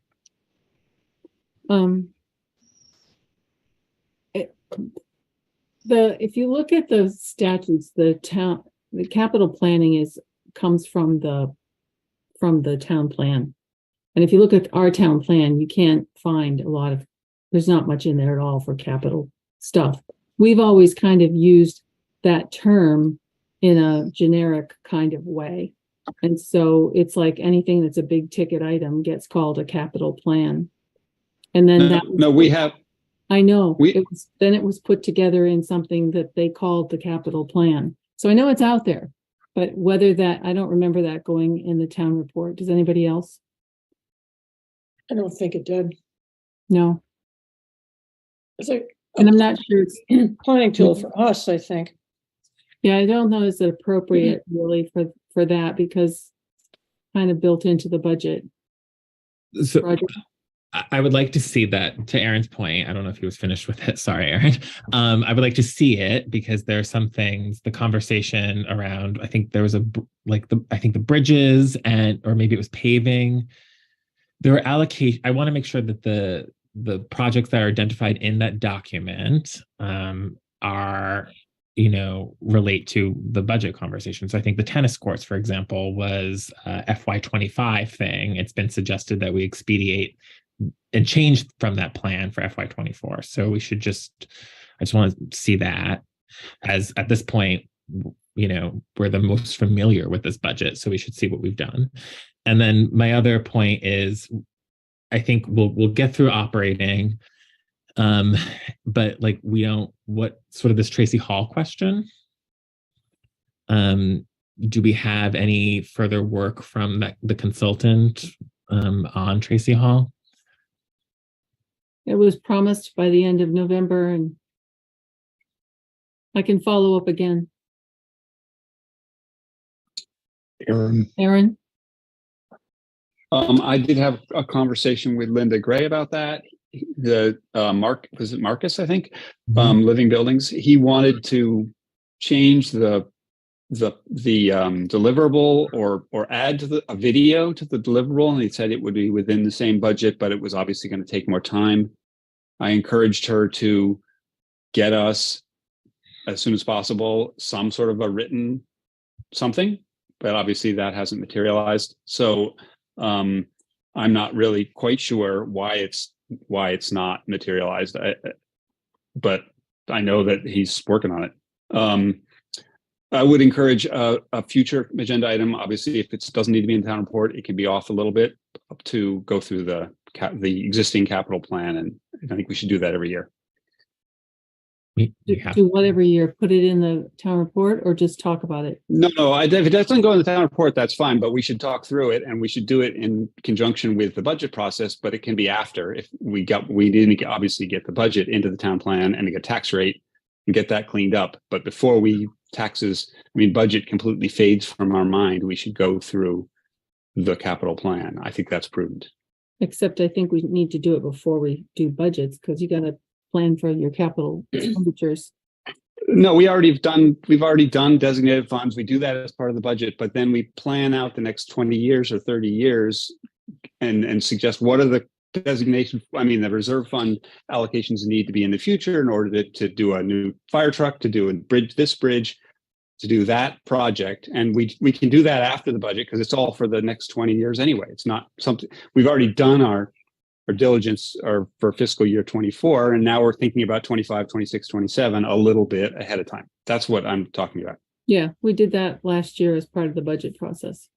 Right, but I think I don't remember where we left off in that document for Tracy Hall, for instance, and which is why I then asked that other question about Marcus Jones. And so I guess, Marsha, what I'm saying is we need to look at operating, but then I think if we look at sort of that document, if we now are in that document, we need to sort of like have a question about how we're going to budget around Tracy Hall to the extent possible. So I guess in terms of future agenda items, I would suggest that we get through operating and then we really look at that particular major capital asset, if you will. But are you talking about doing that before before we're finished with budgets, before it goes to the? Yeah, because I think we need to do something with Tracy Hall. But Aaron has his hand up. I know. I was trying to finish with you before we went to bed. I don't know. So Aaron, back to you. Excuse me just a minute. Bree's been in the waiting room for 2 hours. I just saw an email. No, she was in the meeting a little while ago at some point. Yeah. Okay. I got an email 2 hours ago and I just saw it. Yeah, she was. We're good. Sorry. Go on, Aaron. So ARPA and Tracy Hall, I know there's there's at least ARPA's another. I'm trying to figure out if we ever actually created the reserve fund that's called ARPA, had a town vote on that. I couldn't find any evidence of it. So that's a little bit of a cart before, or an egg before horse, or whatever.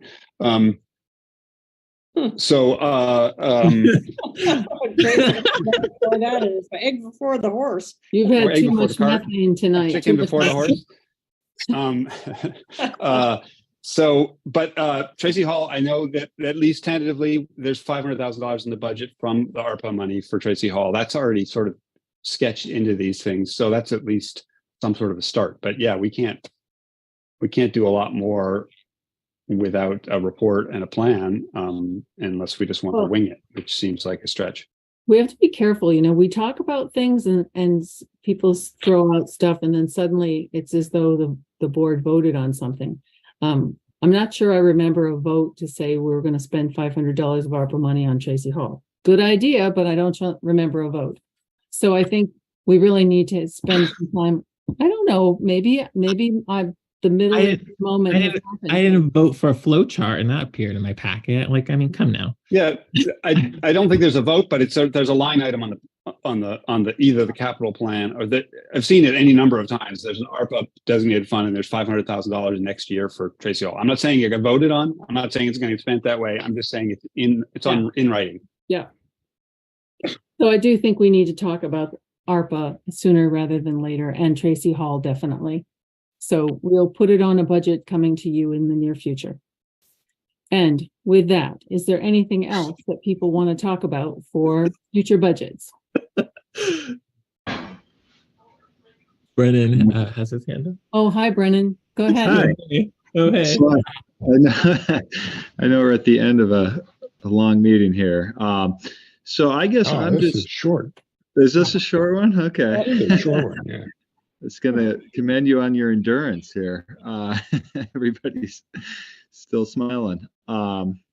So I guess I'm looking just for a little guidance as I work with Joyce on the budget. And again, have been kind of quickly trying to get up to speed on what we have. Also looking at a lot of these vacant positions throughout different departments. And so without asking for great detail here, I guess I'm just trying to take the temperature of the board on trying to find some potential efficiencies if they might exist. One thought, again, just from my very first reviews, has been there are a number of part-time kind of administrative positions spread throughout a couple different departments. And one thought that Joyce and I have discussed, at least, and Miranda as well, has been trying to combine into a full-time position and kind of to the thread of earlier in the evening, finding a way to split a full-time person that might be more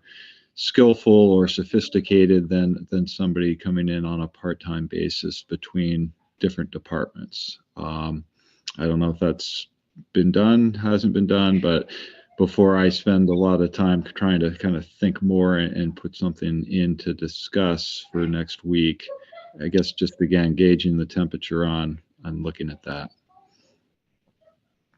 I don't know if anyone has any immediate comments.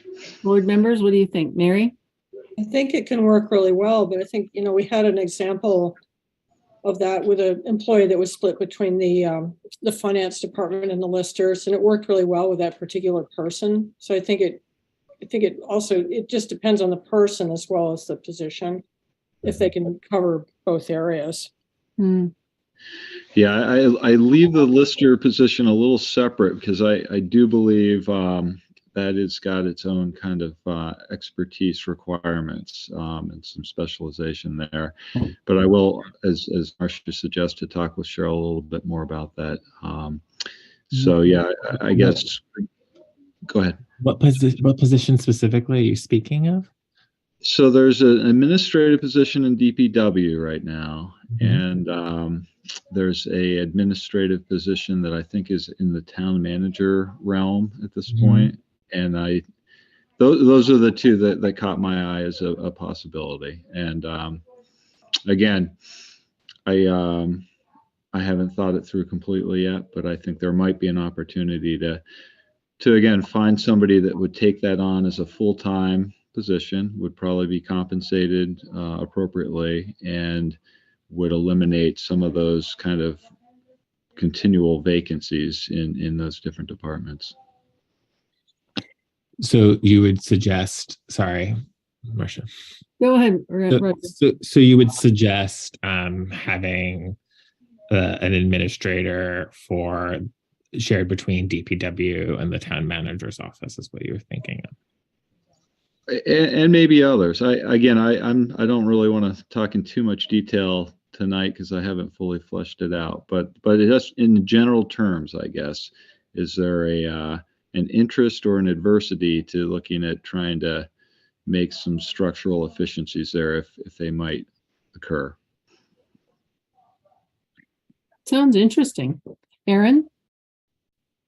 Yeah, I mean, I think it sounds interesting. I think I have to see a proposal and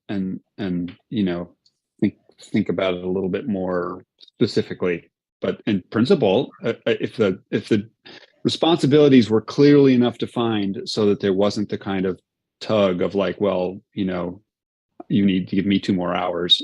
I mean, I don't know, that it could get complicated in the wrong circumstance. But yeah, I think in theory, it's a possibility. Rob, you had your hand up next.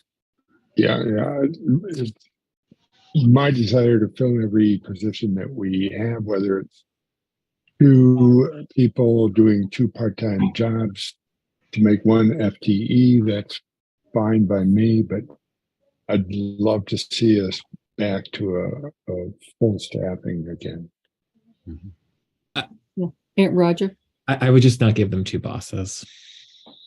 So I think like an administrator is like a real title in systems, and they like interact with, they have HR functions, they have finance functions, they have clerical functions, they have administrative functions, billing functions, so yeah, I would say that, but they should report to 1 person with the understanding that they work with others in a supervisory capacity. So that's the only thing I would say. And I think that is actually I think that was one of the struggles when the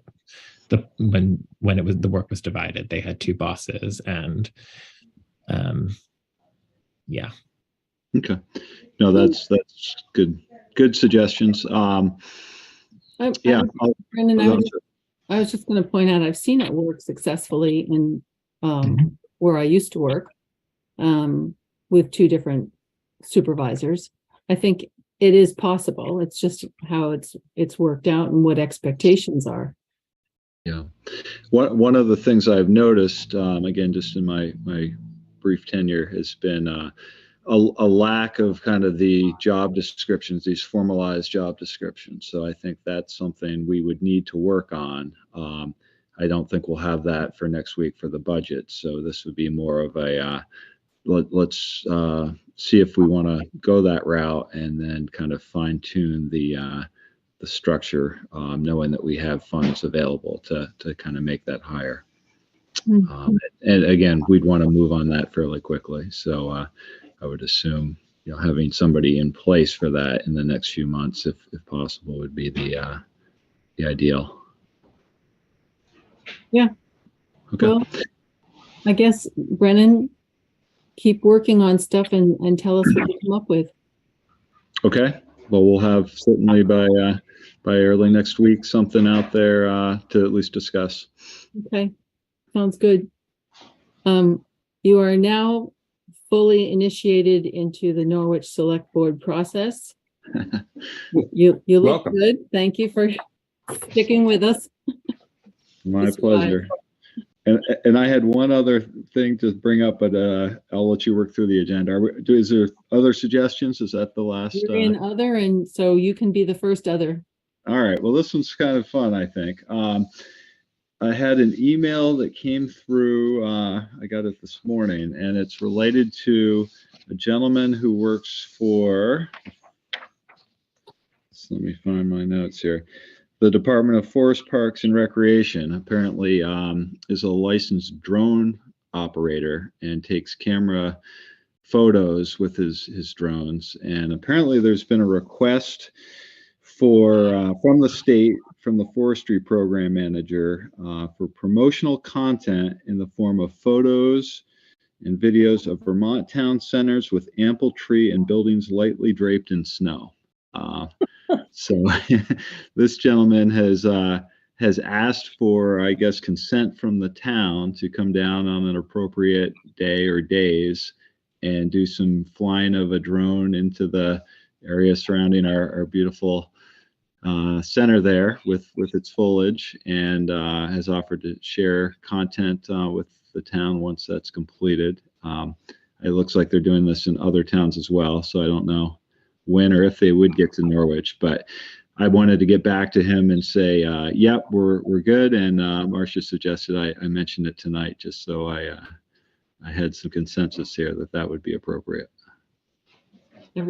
Anybody have an objection to being photographed? We'll have to turn off the anti-aircraft weaponry. Yeah.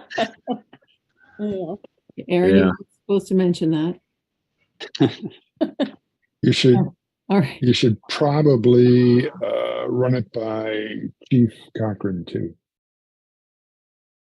so Right. that nobody Right. he doesn't get a bunch of phone calls about. At least let them know when they're coming down. Yeah. Yes, that's a great idea. Yeah, that's let them know what the schedule is. Yeah. And potentially we could have some nice, again, some nice video or photos for marketing promotional stuff in the future from this. So seemed like a good idea. Sounds good. Thank you very much. Yep. Anything else, ladies and gentlemen? Aaron? Just can we get any kind of tiny update on collective bargaining, or are we just gonna? That's a big factor for next week, isn't it?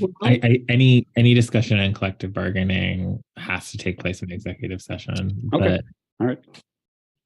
Even like schedule or. Yes, and so I would say any discussion of any items relating to it has to take place in executive session. That's very clear. I can send the board the ground rules, which have been agreed to by both parties. Yeah, well, it's all opaque to me. So. And I have asked Brennan to just talk to council to make sure that he understands how that works as well. Okay, because he needs to understand. Yes, I think all of us need to understand. Correct. Okay. Enough for tonight, ladies and gentlemen. Anything else? All right. Hearing nothing more, is there a motion to adjourn? So moved. Second by Rod. All in favor? Rob, I'm sorry. All in favor? Hello, Roger. Unanimous. Tired. I'm just tired. All right. Thank you very much. Good night. Everybody. Good night, everyone. All right. Recording stopped.